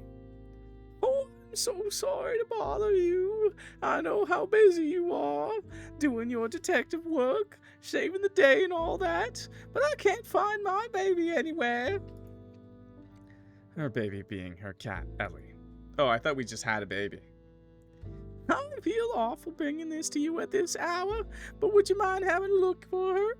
I couldn't sleep knowing she's somewhere out there, cold and alone and lost. Shivering to death, my poor baby. Her wailing's loud enough to wake up the entire building. Edgar starts to sweat. Edgar doesn't look like he's in the mood to go on a cat hunt. Luckily for him, they won't have to. Good news, we already found her. Her bawling immediately stops. You did? Yeah, she's upstairs. She is? Edgar guides Mrs. Harris to the sofa. She sinks into it with relief. Oh, how lucky I am to have the city's finest detectives as my neighbors. It's not that hard to find someone who's hiding inside your own home. Circe retrieves Ellie from upstairs, hesitantly returning her to her owner. Edgar watches the exchange with amusement. He's been nagging for ages that she should just stroll down to the shelter and pick up a cat of her own. Sadly, I lack the confidence to keep something living alive. Oh, thank you, thank you, thank you. Thank you, thank you, thank you. Mrs. Harris hugs the cat to her chest. Ellie lets out a not-so-pleased meow. You saved my baby again. How could I ever repay you two? It's nothing. We're glad to help you anytime, free of charge. Nonsense. I'll bake you briskets and bring them over tomorrow. Knowing she wouldn't even be able to eat them and no good would come from having Mrs. Harris lurk around unnecessarily, unless necessary, Circe tries to tell her. There's really no need. We love that. Thank you so much. Seriously? Edgar looks offended. I'm always serious about dessert. Very good, Mr. Thorne. It is important for growing boys to eat plenty. He's 40 years old, ma'am. Good joke. The only thing Edgar's growing is a pitiful beard. Edgar rubs his jaw. I feel that, Edgar. I feel that. And for that, you need plenty of calories. Sure. Circe gently gets Mrs. Harris out of her chair, guides her to the door, whole way there. Mrs. Harris rambles about what she's going to bake tomorrow. Circe almost has to shove her out the door. When it's finally shut behind her, Circe turns to glare at Edgar. What? It would be foolish of me to turn away free food. Anyway, with Mrs. Harris gone, there's only one thing left to do. Drinks. Drinks. Hell yeah, drinks. Okay, so this is where we intersected last time. The Golden Cat is almost the polar opposite of Elysium. All supernaturals and even a few humans who are in the know come here. As long as you keep your fangs, claws, wands, whatever you've got to yourself, you're welcome to pop in for a drink. Yo, he's so fucking cool, bro. He's so cool. Entering the pub, Circe's eyes immediately hone in on one guest in particular. Oh, look, it's your little friend. Raoul, a local cop with muscles that aren't just for show, he's seated near the bar, nursing a beer in one hand. Don't call him that. The way you phrase it makes it sound indecent. But he is your friend. Last I checked, your only friend. Yeah, I have other friends. There's Richard back in my hometown, though I haven't spoken to the Pratt in some time, or even thought about him in a while. And, there's you. We're friends, aren't we? Oh, of course. Embarrassed by how much his words mean to her, Circe's quick to change the subject. Dude, that's a good picture. That's a better picture, too. Thankfully, Edgar doesn't seem to mind. He's looking at her. Booba! Edgar doesn't seem to mind looking more than a little flustered himself. By the way, Raoul's like gay, right? What makes you say that? He's never responded to any of my flirting. Perhaps he's just not into you. No, he's definitely gay. She only flirts with Raoul to mess with Edgar, but it still surprises her Edgar hasn't noticed his friend's not into women. Is he really so oblivious, or is Raoul just that private? Maybe it's easier for her to tell because she also enjoys the company of her own sex. Wait. You've been flirting with him? That's what he was mulling over? They walk up to Raoul. Edgar greets him first. Evening, Raoul. Did you get off work early tonight? Edgar and Raoul have an interesting friendship, if you can call it that. They meet up every few weeks, but it's never a planned thing. They just sit next to each other and chat over a few drinks, bonding over being humans in a world of supernaturals or whatever. Hell yeah, brother. That's just a guy thing. Women will never understand. Oh, hello, Edgar. Unfortunately, I'm technically still on the clock. Nice clock reference. Good to see you as well, Circe. Have you been well? Raoul nods to Circe, acknowledging her too. He's smiling, but you can't tell if it's out of politeness or if he's genuinely happy to see them. Sure. But what about you? Are you here on official business? Anything we should look out for? Well, she takes a look around. Where's your pup, by the way? Rare to see you without him. Barely a moment after he's mentioned, Circe watches Dante, Raoul's police partner, step inside the bar. Speak of the devil. Or werewolf, I guess, if we're being technical. Dante looks a little out of sorts, hair sticking up even more than usual. He notices them immediately, but doesn't even spare them as much of a grunt of acknowledgement. Rubbing his arm, he instead stops at the other side of the bar to order a beer. I've always thought of him as a loose cannon, waiting to burst, but he looks especially on edge tonight. Something's rattled him. Then again, Dante's never behaved the way you would expect an officer to. Perhaps that's why I mind him less so. Is he avoiding us? I think he can hear you. Yes, that was the point. She raises her voice. Perfect timing, Dante. We were just talking about you. What? No, we weren't. You do realize that when you say it like that, you only sound more suspicious. Circe! Raoul rests his chin on his palm, watching the scene with a little too much amusement for her liking. For some reason, Dante seriously freaks Edgar out. Now, this shouldn't be so surprising, because Edgar's been easily scared as long as Circe's known him. However, he's especially intimidated by Dante. That's my boy, bro. That's my boy. God damn!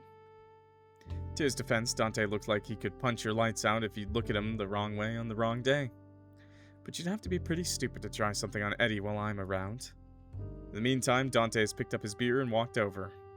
He offers a nonchalant wave with his free hand, which is probably as good of a greeting as they'll get from him. Yo, hi, Killer Cat Black. Did you forget to brush your hair this morning, or did you run into trouble on your way here?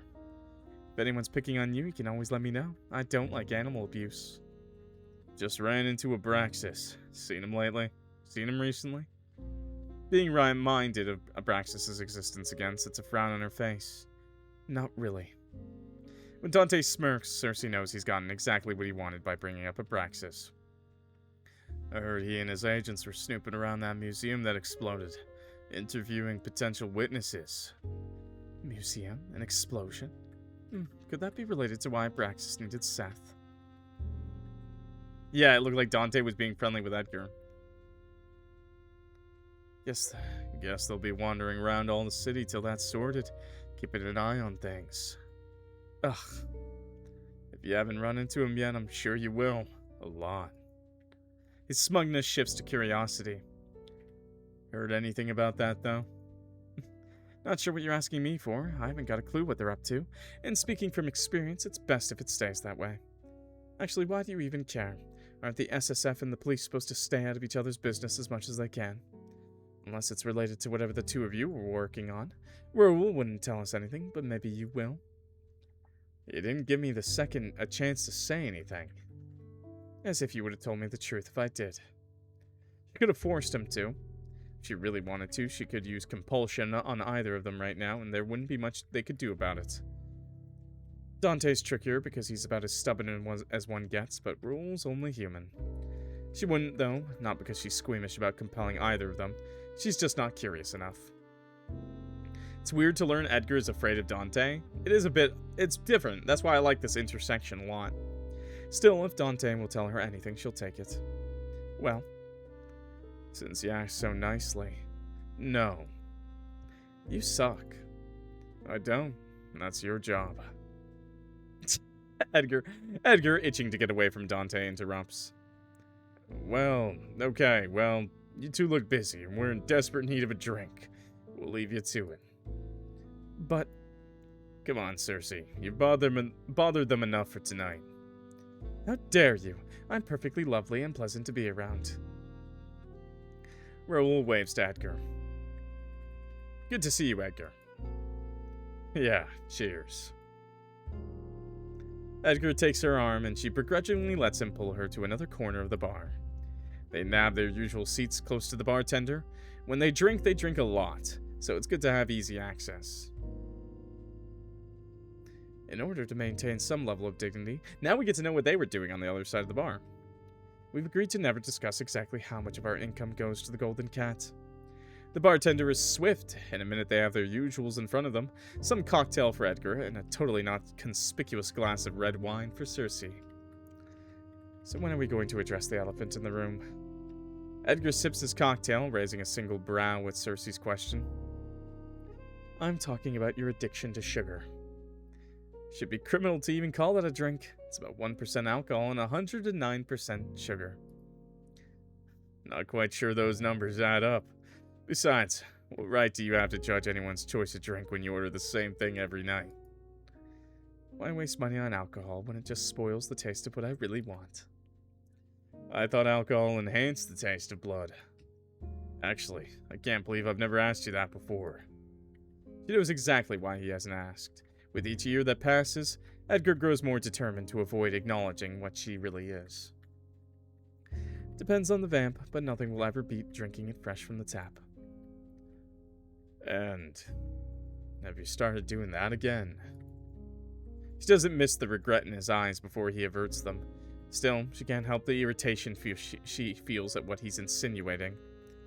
Not since I ended things with Lazarus, you know that. Right. But you think that's a lie. I didn't say that. Even if I were doing it, I'm not like that fangling I met tonight. I have self-control. I'm fully capable of making my own decisions. I don't drink from people who don't want me to, and I certainly don't drain people, so you can stop looking at me like I bit your pasty ass. Edgar's face falls in his hands, but his trembling shoulders do little to conceal his laughter. It's not funny. I'm annoyed with you. I know. I'm sorry. Sorry, I'm annoyed. Sorry you said it in the first place. Both. She's grinning now, too. Then why the laughter? Why'd you have to call me pasty? You know, I've been trying really hard to build a tan. You should give up on that. You're only adding to that constellation of freckles on your face. Thought you liked my freckles. I said that? Well, I must have been lying, since I'm apparently lying about everything these days. He grimaces. Seems he thought she was gonna let that one get swept under the rug. I'm sorry, Circe. I didn't mean to accuse you. I know you're not like that. I know you wouldn't. It's just hard to forget the shit I've seen. The things I know you're capable of if you weren't held back by your own morals. It always comes back to this, huh? Edgar only likes the Circe who stands up against her own kind and looks out for the weak. Not the Circe who lures strangers into her bed and sucks their blood. I don't know how to tell him that I'm both. So I don't. Nothing's holding me back. Make it sound like I'm forced to do this, but I choose to. It's not an easy choice. She's been like that Fangling. She's been worse. And it was fun. But she doesn't want to know how Edgar will look at her if she confesses that to him. I understand. Except he doesn't. Therein lies the problem. Edgar clears his throat and puts on a smile that trembles at the corners. We're here to celebrate. We should talk about happier things, shouldn't we? Courtesy of decades of practice, the smile she puts on herself is a lot more convincing. Right. Like your girly choice of drink. We're still on that. Hey, aside from the increased risk of diabetes, I find it cute that you have a sweet tooth. At 42 years old, being described as cute is no longer very flattering, but... Wait a second. He presses a finger to his lips, then motions to the radio playing on the counter. The news is on. Local authorities have stated a gas leak caused the explosion at Beaumont Museum last night. Beaumont Museum, that's where Dante said the SSF were digging around, right? The museum's doors will remain closed to the public till repairs in the private wing are complete. Blah, blah, blah, blah, blah. Among other news, the body of 23-year-old Jane Stewart was found last night. Earlier this month, Miss Stewart was reported missing. My God, has human news always been this boring? It's always the same thing. Someone was robbed, someone was murdered, someone was kidnapped. At least there's an explosion involved this time, but what's the aftermath? The next day there's something else. Not anything worse, but nothing better either. You don't have to listen to the news to know how terrible the world can be. Just step outside. Never been. Edgar and Circe look up at the bartender. What? The Beaumont Museum? It's owned by one of the greatest wizards of our time. Renaud Beaumont. Never heard of him. What makes him so great? Many things. For starters, Circe doesn't bother to listen, focused on twirling her drink around in her glass, but Edgar nods along, genuinely interested for whatever reason. Anyway, he has to be ancient now. He retired from the public line decades ago. If he's even still alive, it wouldn't surprise me if he didn't know what's happened to his family's museum. Maybe we should set it on fire again and make sure he gets the memo this time. You wouldn't actually, would you? Want to find out? You have an annoying habit of doing the opposite of what I ask of you, so no comment. The bartender leaves to serve another customer. Edgar starts patting his pockets. Bollocks, I'm all out. Don't hold yourself back on my account. The corner shop should still be open. Sure you don't mind me leaving you alone? He's already climbed to his feet. I think I'll live, or at least not die. Again. I'll be back in no time. And he's gone. Sugar, coffee, cigs. Humans sure have a lot of stupid vices. She stares down at her drink. Not that mine are any better. She sips slowly, letting her eyes roam the room. She's not sure where the compulsion comes from. It's not as if she'll discover anything new. It's always the same old faces. No, wait. She is definitely new. Hello. Hi there. Hello? Hello. Circe meets eyes with a woman at the far end of the pub. Beauty is no stranger to Circe. She's seen it in many faces, many bodies, even a few hearts. But this woman isn't just beautiful. She's enchanting. The woman smiles. Smile back, smile back. Compelled to smile. So we should smile. We're getting seduced, boys. Smile back. Circe returns the smile, but looks back down at her drink just as quickly. Not looking to hook up with anyone tonight.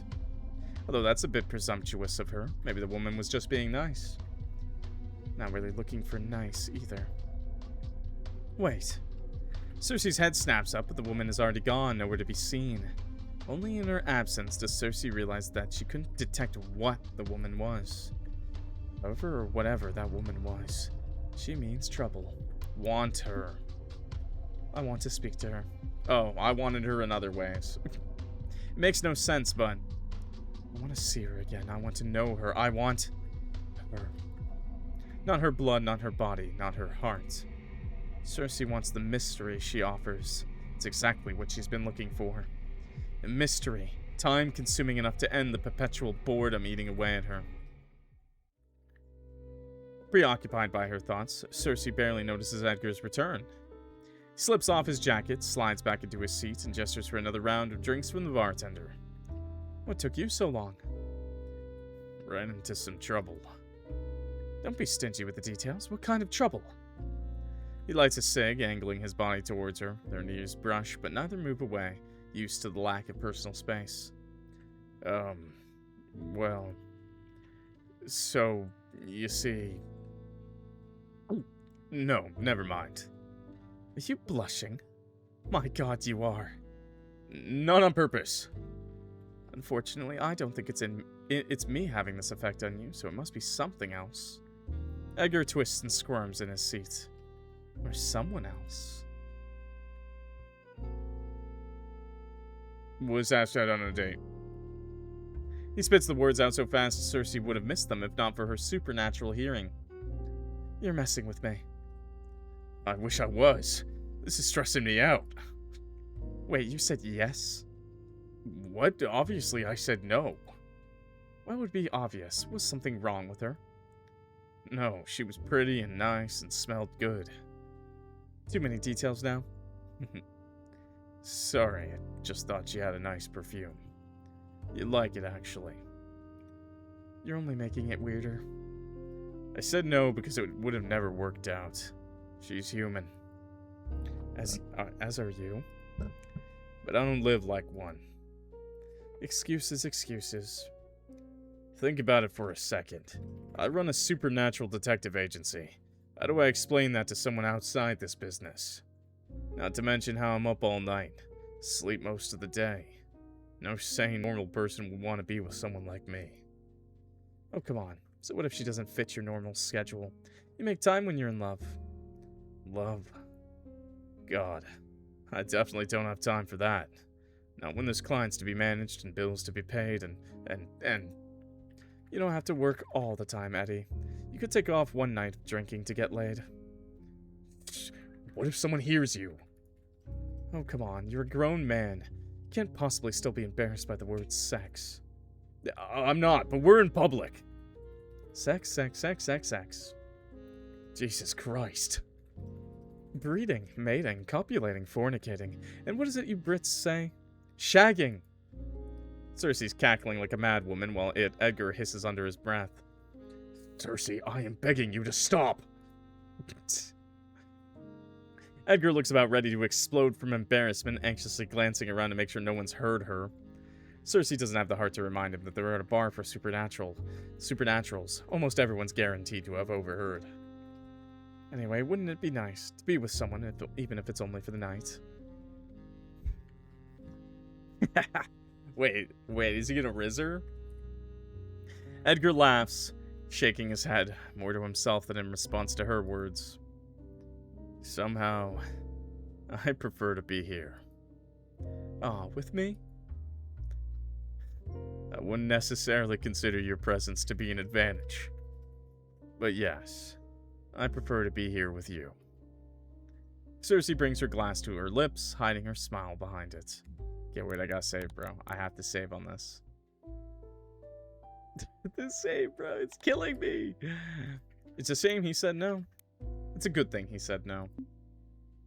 It's selfish, but Circe's pleased he rejected the stranger. What about Shaggy from Scooby-Doo? Let's just say British parents really hated Scooby-Doo. I'd be jealous if he suddenly had less time for us. Their relationship isn't romantic, so it's not like he'd be cheating on her. But she likes their routine. It's the only stable routine she's ever had, and she doesn't want that to change. Besides, he's got a point. It's not like you could still work with her and lead a normal life. That's just not how it works.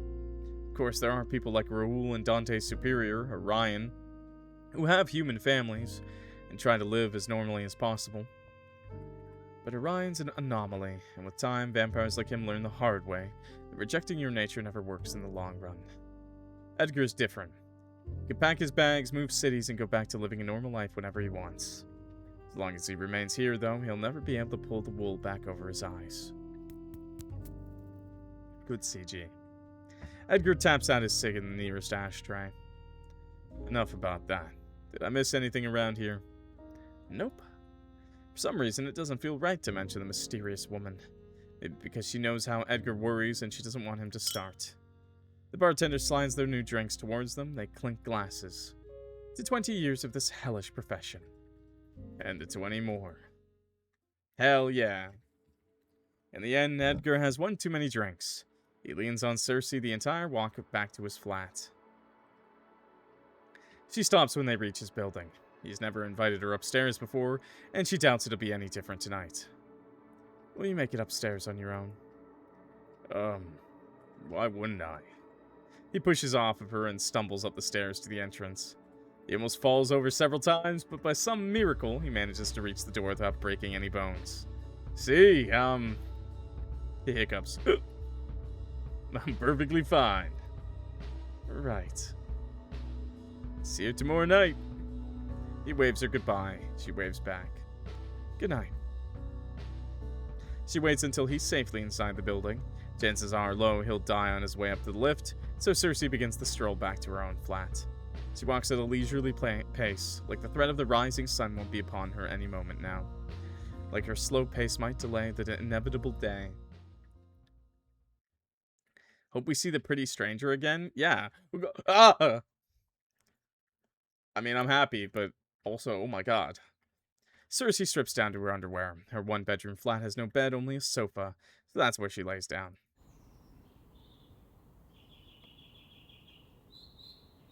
Outside, the sun slowly rises, and the world Circe will never get to be part of again wakes up. She stares up at the ceiling, trying not to think about the growing resentment she feels every time she has to hide away from the sun. Eyes up, boys, eyes up. I didn't always hate daytime.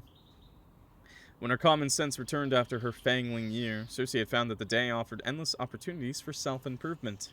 She read novels, she meditated, she brushed up on her history, learned martial arts, studied different languages, read some more, slept with all kinds of people, men, women, people who didn't really identify as either. Half of the time, she didn't even feed on them. She liked to cuddle in bed afterwards, basking in their heat. When films became a thing, she found herself obsessed with cinema, lived hundreds of different lives through the stories of others. But like everything else, it soon got dull, hiding herself in escapism to distract herself from her own thoughts. Oh, she needs to get into video games. Lately, she can't be bothered to do much of anything anymore. This is all there is to eternity, an endless cycle of wanting and no longer wanting, forever falling in and out of love with what was once meant the world to you.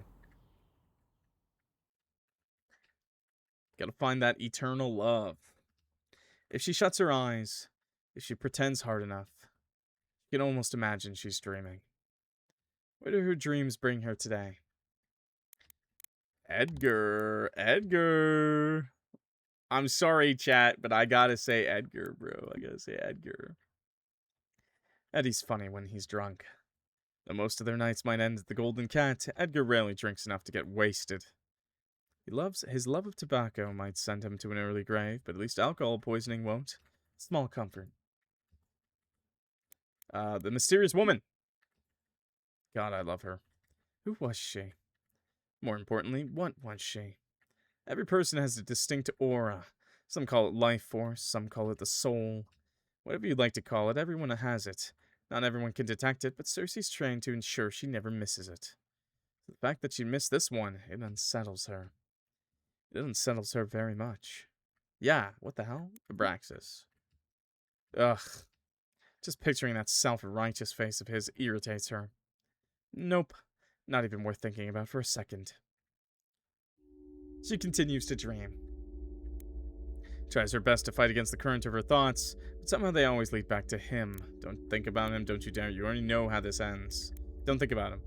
Against her will, Circe remembers him. Oh, is this the Maker? Open your eyes. Look into my eyes. See yourself as you truly are. As you were always meant to be. I'm afraid. For us, fear is a choice. When she opens her eyes and looks into his, she doesn't see herself. She sees him. And only him. Beautiful. He whispers, reverent. I will never make anything as beautiful as you are again. But sire, you did not make me. I did. His spinely fingers caresses her skin, with such tenderness she foolishly mistakes it for fondness. I delivered you from death. I rendered you invulnerable to the horrors of time. I captured you in the moment you were the most beautiful you will ever be. Beautiful. Forever. She holds the monster's stare. My eternal companion. Forever. Damn. Hey, stop! Looking? I'm looking. Okay, I'm not looking anymore. I had to. I'm sorry. I had to know. Ugh. Oh, God. I'm sorry, boys. I'm sorry. I wasn't even this down bad for Dante. The sun has set again, but Circe only snaps out of her daydreams when she hears the balcony door open. The hottest among them is the stranger? No, I think it's Circe, honestly. No. I think it's Circe, in my opinion, but Edgar's a close second for me. She doesn't have to get up to guess who's broken into her flat. She'd recognize those steps anywhere. You'd better have a good reason for this, Abraxas. She stands up to glare at him. His eyes linger on her lack of attire for no longer than what is polite. I apologize for the impromptu visit, but it could not wait. Would you please put some clothes on? Then, of course, I shall explain my unconventional entrance. What the fuck? Wait. What the fuck? Run that back for me? Why did you break in? Tease him? Taunt him? Taunt him. What is he still doing? No, taunt him. Does it upset you that you can only look and never touch? I will never understand what amusement you gain from playing these games. And now you're shaming my sexual appetites. Inside my own home. Tisk tisk. Disappointingly enough, Abraxas doesn't rise to the rather obvious bait. He slips off his jacket, hanging it over the arm of her sofa. Hey, yo, dude. What are we doing? There, I took off one item of clothing. You put one back on. Preferably a shirt. Just slips on preferably a shirt? How down bad are you, bro? Oh my god, bro. Dude, what the hell? A gentleman would have said pants. Gentleman would have handed his coat. She slips on a single sock. It doesn't even match the rest of her attire. If you want me to put on my other sock, take off your shirt. What do I get for my pants? Have you always been such a brat? Probably. May God have mercy on the poor soul who raised you. As a vamp, shouldn't you know better than to enter a stranger's home without invitation? We are not strangers. We're not friends either. Acquaintances. Are you seriously trying to negotiate our level of familiarity? He eyes the balcony he just sneaked in through. I didn't mean to cause you any distress, but I had to make sure no one would know I was here. And you felt that creeping in through the balcony was the most discreet way to accomplish that? I was not creeping. Really. His eyes swoop down her body again. God damn. Red eyes, red eyes, red eyes. Those are pretty, too. He clears his throat and pretends to be distracted by the posters lining her wall. I believe this is my first time seeing your flat. Do you watch a lot of movies? A lot of films? Explain why you broke into my damn flat. Sneaked in. Don't be childish. It's not cute when you're like 200 years old. It's about the case that Seth was witness to. Did you release him already? Of course. We had no reason to hold him after questioning. No reason? I gave you a reason. Yes, I put in a word with the SCD to look into him sooner than later. They mentioned they hadn't received any reports from you, however. Oops. I did not come here to talk about Seth. I need a favor. Will you do it? The request surprises her. She studies his face, waiting for the punchline.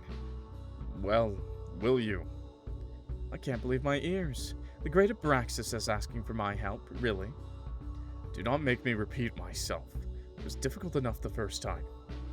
Even if she finds it hard to believe, Abraxas is definitely telling the truth. He barely even relies on his own agents, so for him to come to her, of all people, for help, means he needs something badly enough to swallow his pride. I never expected to see the night.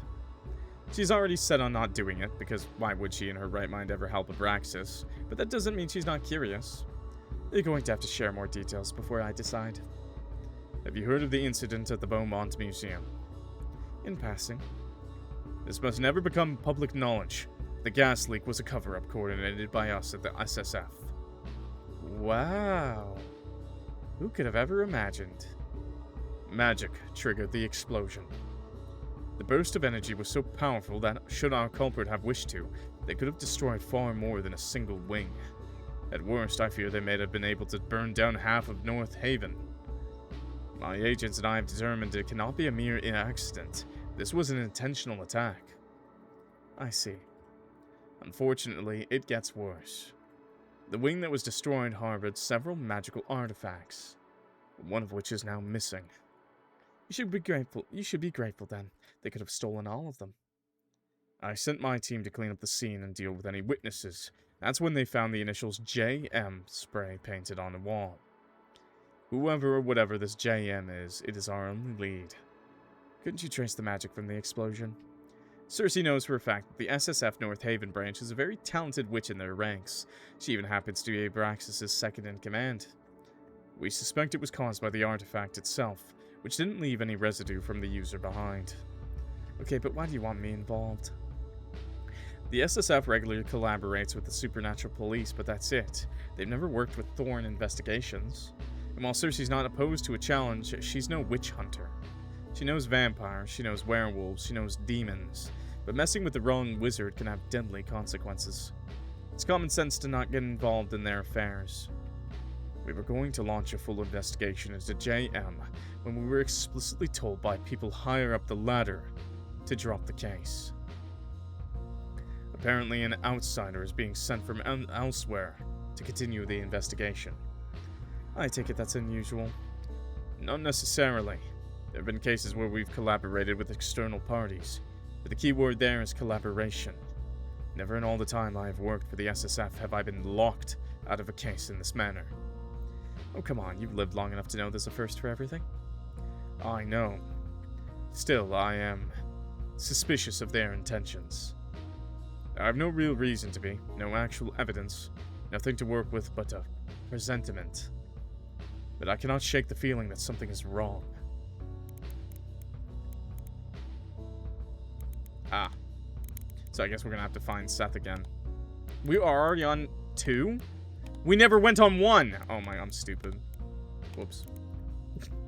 We never saved on the first files. Okay, whatever.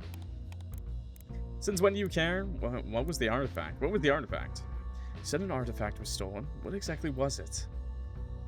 If I knew, I would have told you. I doubt that. I mean it. I know no more beyond the little I have already shared with you.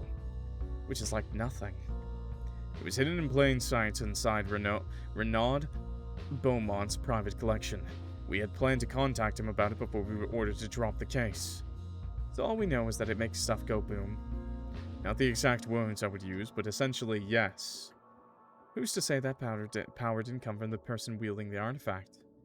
Braxis firmly shakes his head, like he's already ruled that option out. There are wizards and witches capable of things our mind cannot imagine, but it would be suicide to release a burst of energy that large without assistance. When magic's involved, nothing's impossible. I suppose. Still, I would say it's too unlikely to be worth consideration. Since when do you care?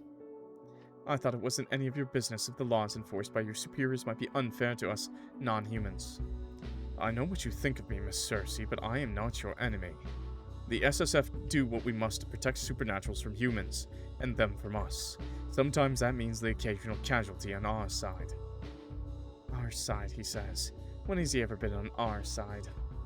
Anyhow, given the things you get up to in your own time, I do not think you should be judging anybody else.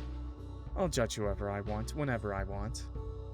I don't kill vamps out of some sense of moral superiority. I kill them because it's fun and it pays the bills. Maybe that makes me a bit of a bitch, so what? I'm not so sanctimonious that I need to pretend my actions are morally justified. Are you really so irredeemable when you only kill the bad ones?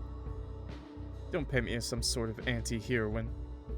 All vampires are bad, even you, especially me. Same goes for humans, werewolves, witches, you name it. We're all equally capable of bad and good. That's why it means something when we choose to do good. Abraxas doesn't look surprised by her speech. He may not know the full extent of what Circe used to get up to before North Haven, but unlike Edgar, he can surely imagine. This is Circe on her best behavior. If you ever have the misfortune of meeting her at her worst, well, good luck. I only target the so-called bad ones because I don't need any more trouble with the law than I already have. Also, if someone's willing to pay to see you dead, not once but twice, you're probably an asshole anyway. Abraxas shakes his head. He gives up on adding anything to this conversation, returning to the previous subject. Technically, I am not betraying orders. It's not me who's investigating this after all, it is you.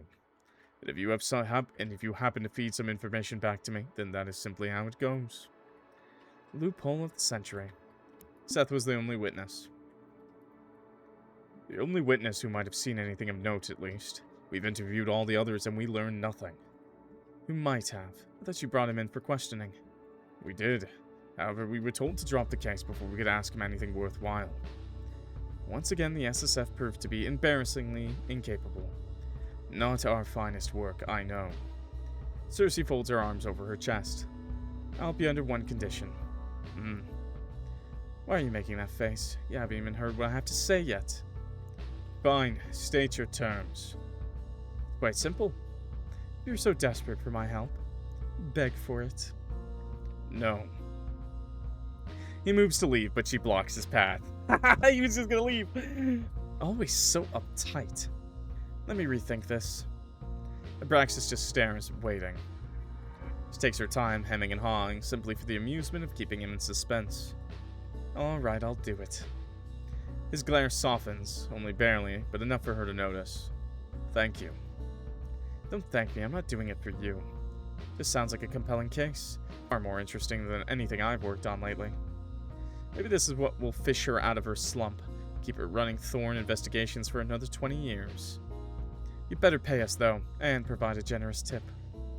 Everyone knows Abraxas sits on a monstrous amount of generational wealth from his previous life. Something she might as well use to her advantage here. That can be arranged. Perfect. Now give me a moment to get dressed and I'll get you out of here. There's no need, I have my own way. The balcony again? Absolutely not, Romeo. Her eyes shift to the floor, brows drawing together. He's that conflicted about this. Perhaps it's because he's never broken the rules in the past. He fears the consequences should anyone learn that he's disobeying orders. Reassure him? The SSF have no reason to monitor your every move. Even if someone does find out that you came here, surely you're quick-witted enough to think of an excuse on the spot. Yes, you're right. There are plenty of reasons why I might come to see you. Plenty, you say, such as? He rolls his eyes, and any previous hints of vulnerability vanish. Never mind that. Get dressed. I do not have all night, and neither do you. Just for the attitude, I'll make sure to take my sweet time.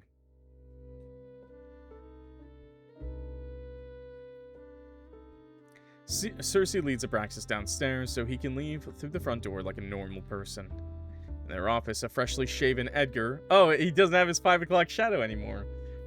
Freshly shaven Edgar made himself comfortable behind his desk.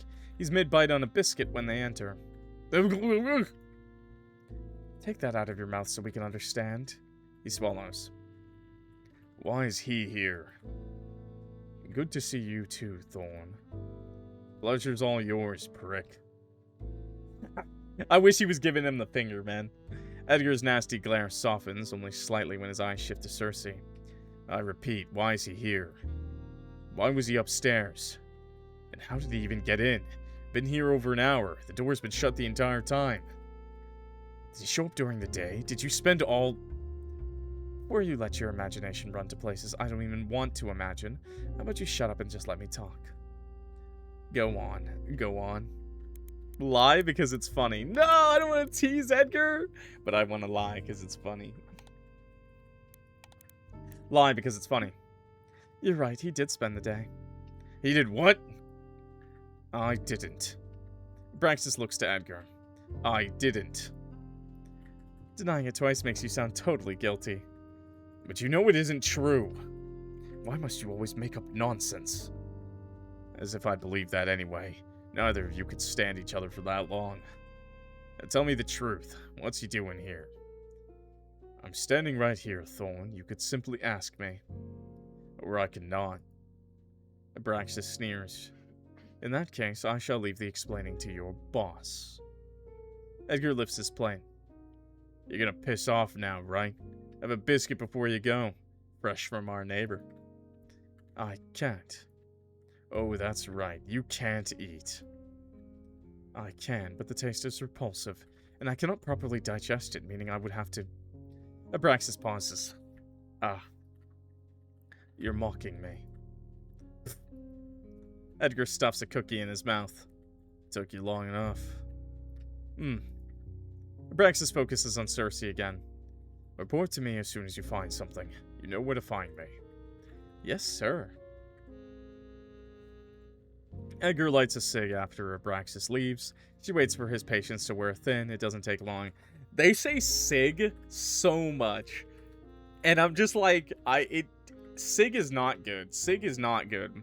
Replace it with a smoke, man. Edgar lights a smoke. Edgar lights a smoke. Easy, easy, okay?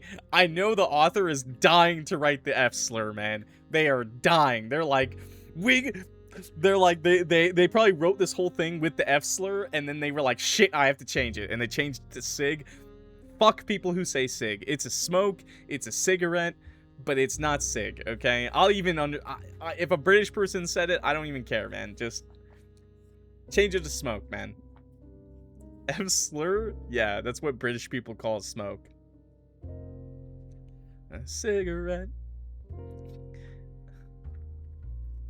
Daydreams. She waits for his patience to wear thin. It doesn't take long. So, he wants us to look into something. Well, why can't they keep that? Because it's a slur. And you would get demonetized. A cigar? It's not a cigar. Nah, that's reserved for cigars only. He wants us to look into something. She explains everything to Edgar. Same as her, he's baffled that Abraxas would ignore a direct order from his superiors. Doesn't make sense. I know, that's why it's interesting. Some measly initials aren't much of a lead, though. JM could be a person, some measly initials aren't much of a lead, though. JM could be a person, an organization, or a movement. How could we know? Only one way to find out. Let's split up and check in with our contacts around the city, see if they've heard anything. You know which side is yours. Right. Enjoy your biscuits. I'll head out first.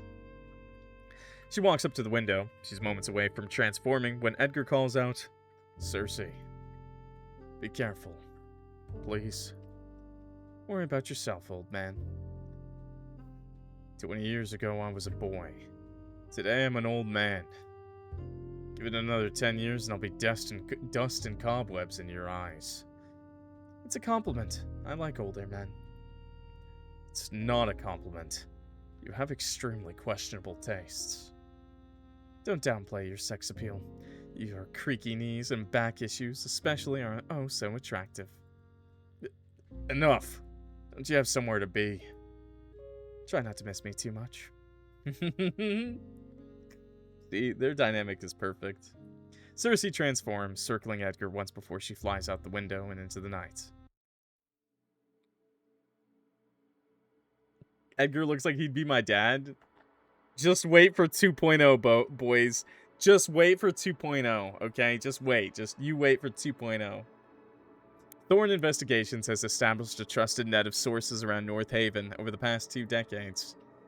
From small business owners to working girls to regular everyday people oblivious to the supernatural world, you never know who might have the intel you need. But tonight, none of their usuals has anything useful for Circe.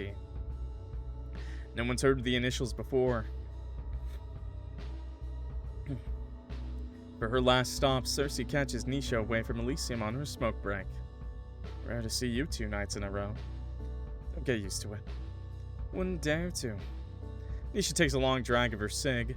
She blows the smoke away from Circe. How did it go with the fangling last night? Ugh, she would really prefer to forget the whole thing. But it seems the universe is intent on not letting her. Even in 2.0. You'll like it anyways. SSF showed up. Nisha rolls her eyes, getting exactly what happened without Circe having to explain. Another reason Circe appreciates her. They share a dislike of law enforcement. I was gonna say that it feels longer than Dante's side. I guess it has been a bit longer, a good bit longer, I guess. Like, I think Dante's line was exactly like 2 hours, and we've gone to past 2 hours now. Though you'd be hard-pressed to find a supernatural in North Haven who doesn't dislike Abraxas. I'll let you know if Seth ever shows his mug around Elysium again. Since he couldn't pay his fee last night, he's on the shit list. I mean, technically it was out of his control, but we're not meant to know that, so... Thanks, but if he knows what's good for him, he's already left the city. I wouldn't underestimate how stupid that idiot can be. Anyway, you're obviously not here to talk about Seth. What's going on? Have you seen the initials JM anywhere before? Nisha shrugs. No, is that someone important? Another dead end.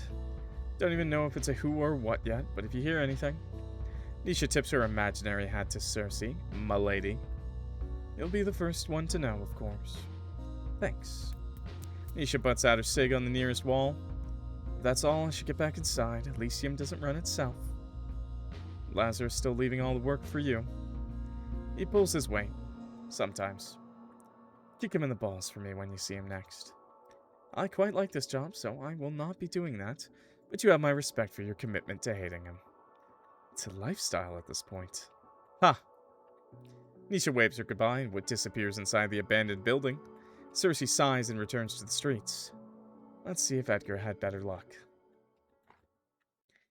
And I know we saw the other girl, but we didn't get a CG with her, and usually we get a CG for everyone. Lights are on when Circe enters the office. Edgar must have gotten back first. Oh, I bet she's here right now, isn't she? If you're here already, I guess you didn't find anything worthwhile either. She stops at the doorstep. Oh, you can't be serious. 2 break-ins in 1 night. Yep. I fucking called it! I knew it, man. It is such a trope, man. Edgar is nowhere to be seen. Standing behind his desk is the mystery woman from last night. I love her. Finally, Circe can see the woman for what she really is. A witch. A very powerful one if she is able to conceal her magic like that. There you are. I've been waiting for you. Her eyes leave the streets outside to meet Circe's gaze. They stare at each other for a long beat, neither willing to break eye contact or begin the conversation. Eventually, the woman smiles, impressed for some reason. You have a spine, a quality I respect, as long as one does not mistake it as a suitable replacement for competence. As you are doing right now. The woman laughs. You have a sense of humor as well. That is good. Witch. Oh, good sprite design too. Oh my god. When Circe still doesn't move, the woman pushes away from the wall to stand up straight. She's tall in the same way models are. She's taller than us. It should be a pointless, ridiculous, inappropriate thought to have in this moment. Yet Circe can't help but feel there's something unnatural about how bewitching the woman before her is. Apologies and introductions are in order. Which would you prefer to hear first? You choose. Oh, well, if you insist. My name is Nocturne. I'm not a local, but perhaps my accent gave that away already. Oh my god. I can't do accents, I'm sorry. Amongst the many strange circumstances of this situation, Circe barely knows the subtle French accent. Never mind, okay. French. What is up with this game, bro? Are you trying to make me hate Circe's dateables? It's like they're forcing me to only want Abraxas, man. French. Sorry to ambush you like this in your own office, but you're a busy lady. It is not so easy to catch you alone. Bonjour. I'm kidding. I'm kidding, by the way. I'm just joking. British and French people, you're chill, okay? We will make fun of you, though. Please do not worry. I truly mean you no harm. Am I expected to just believe that? Apparently so, because Nocturne continues talking like nothing out of the ordinary. It really is a pleasure to meet you, Circe. I've heard terrible things about you and the work you do, which means you must be good at it. That's rude, but okay. Quebecois accent is not charming, I admit. Quebecois accent is not charming, I admit. Something like that, right? Excuse me, I am a Quebecer. Oh, they're scary. Unless you talk like XQC, that's the scary one, okay? It's okay, XQC. I don't actually care. Accents are fun. But just like anybody in my chat, we're gonna make fun of you. But you can make fun of me. That's all good. I've heard terrible things. Okay. Whatever you've been told, I'm worse. I'm worse. I'm bad. I'm probably worse. Perfect. That is exactly the kind of woman I'm looking to hire. Circe narrows her eyes at the witch. You want to hire me? For what exactly? Nocturne doesn't look like she requires any help killing your typical street vamp, so it's definitely not for that. The same thing everyone hires you for. I'm looking for someone. I want you to find them. Right. Unfortunately for you, I'm quite busy at the moment, so I won't be able to take your case. Goodbye. Nocturne's voice is firm, even as her perfect smile stays painted on. You're already looking for them. Who? Ah. So JM is a person. I presume so. The person they're pretending to be, the real JM, was a brilliant young witch. But who knows, when it comes to this imposter? They could be anyone for all we know. How do you know it's an imposter? Why couldn't it be the real JM? Because she's dead. Nocturne's tone is so detached, Circe can hardly believe this isn't all one big joke. She's dead. Quite dead, yes. I would know. I killed her. She's dead. And you killed her. Murdered, slew, killed, whichever word you prefer. Assuming that's even true, why would you admit that to a complete stranger? I told you, I have done my research. I know everything I need to know to determine that you are capable of this job. If I did not believe you were capable, I would not be here. I'm not a witch who wastes her times on whims. Throughout this conversation, Nocturne's smile has never fallen. Till now.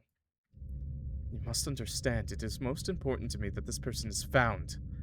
I want the best detective possible on the job, and I believe that to be you. So you will take my case. You will find the imposter, and the artifact that they got their thieving little hands on. You will bring them both to me, and you will not disappoint. She smiles again. Money is of no consequence to me, so you will of course be well compensated for your efforts.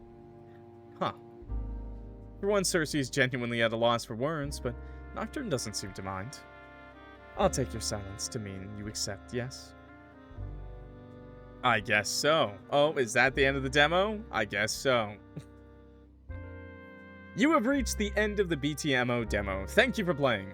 To support the full game's development and for more news on Burn the Midnight Oil, check out our pages. I will leave the links in the description for the game, wishlist the game, Kickstarter, okay? I did it for Dante's Route. I'll do it for this video too, okay? Great way to end the night. That one was longer, a good chunk longer than Dante's Route, which is not bad per se, but it is kind of weird. I feel like we got, so obviously they're running two different like storylines. But I'm not gonna lie, yeah, there was way more going on in I'm gonna be honest, there's a lot more going on in Circe's route, like actual mystery going on in her route. Like we're actually kind of like figuring out the mystery. And I'm gonna be honest, with Dante's route, we didn't learn jack shit.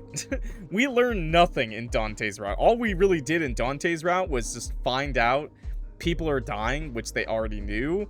And then we met the 3 dateable interests, you know? So I kind of liked Circe's route. I'll be honest, while I like Dante more, I can't even be sure of that. Circe's route is awesome. I really enjoy it. Everybody's really awesome. I do like Dante and Raul a lot, though. I like their personalities together. But I'll be honest, his route feels like a lot... the beginning of his route feels a lot more just, here's the datables. Here they are. Whereas Circe's route actually felt a lot more heavy on the... Yeah, we just learned how fine Dante is. Circe's route... I'm not gonna lie, chat. I learned a lot about Circe, and I was happy to learn more, okay? Same with Edgar, same with Nocturne, same with Abraxas. They were all really great. But we also got, like, a lot of lore and story, so I enjoyed that a lot. Can't wait to see the full version. I don't know. Now I'm like, I want to play both routes, man. It's going to take me forever, bro. I don't know if we'll do, like, an all endings hunt for this game, because that might be, like, insanity. That might be, like, date everything levels of long, which I couldn't even beat date everything. My bad, bros. I couldn't do it. It's too much reading. But anyways, still a really, really great demo. I really enjoyed it, okay? I hope you guys enjoyed it too. Make sure, if you haven't already, to wishlist the game on Steam. It's for free. Rate the game highly on itch.io. It's for free to do. Rate it 5 stars. Helps them out a lot. Comment. Let them know what you liked about it on itch. It's free to make an account really quick, okay? Just do it, man. And then you can support visual novels. And then people were complaining in my comments. I saw another person complain. They're like, oh, Clock, why do you play so many demos? Why don't you play a finished visual novel? Because people need time and money and support to make full games, okay? That's why they make demos, okay? That's why we need to support these developers when they make a demo, okay? Because that's the only way we're gonna get full games. I get it. I want to play completed games too, but the only way we're gonna get that is if we support developers, because ain't nobody got the time and money to just make a full game for free, you know? This is how we do it, okay? So support them out. And if you don't got the money, you're like, oh, but Clock, I don't have money. I already listed 3 ways you could help them out by all for free. You know, commenting on the itch page, you know, rating the game for free on itch 5 stars, you know, wish listing on Steam. All those things are for free. You don't even have to buy the game before it's out, whatever. It just helps it pushes the game out further to maybe people who can afford to help the game, okay? I already talked about the game. It's awesome. The art, everything's awesome. Circe's a baddie. Everyone's kind of a fucking baddie in this game. I don't think there's a single character I've seen that I dislike, okay? It's awesome, man. I hope you guys enjoyed it. Thank you so much for watching. I appreciate it. Clock that like button, subscribe. I doubt we'll see the Burn the Midnight Oil full release anytime soon, because they just started their Kickstarter. But, you know, stick around. You know, you might see some other visual novels, some horror games on the channel that you enjoyed. Check it out. Look around, okay? Try one of my other videos out, I swear, okay? Maybe you'll like it, okay? And with that, I'm clocking out. So thank you so much for watching, and I will see y'all in the next video. Peace.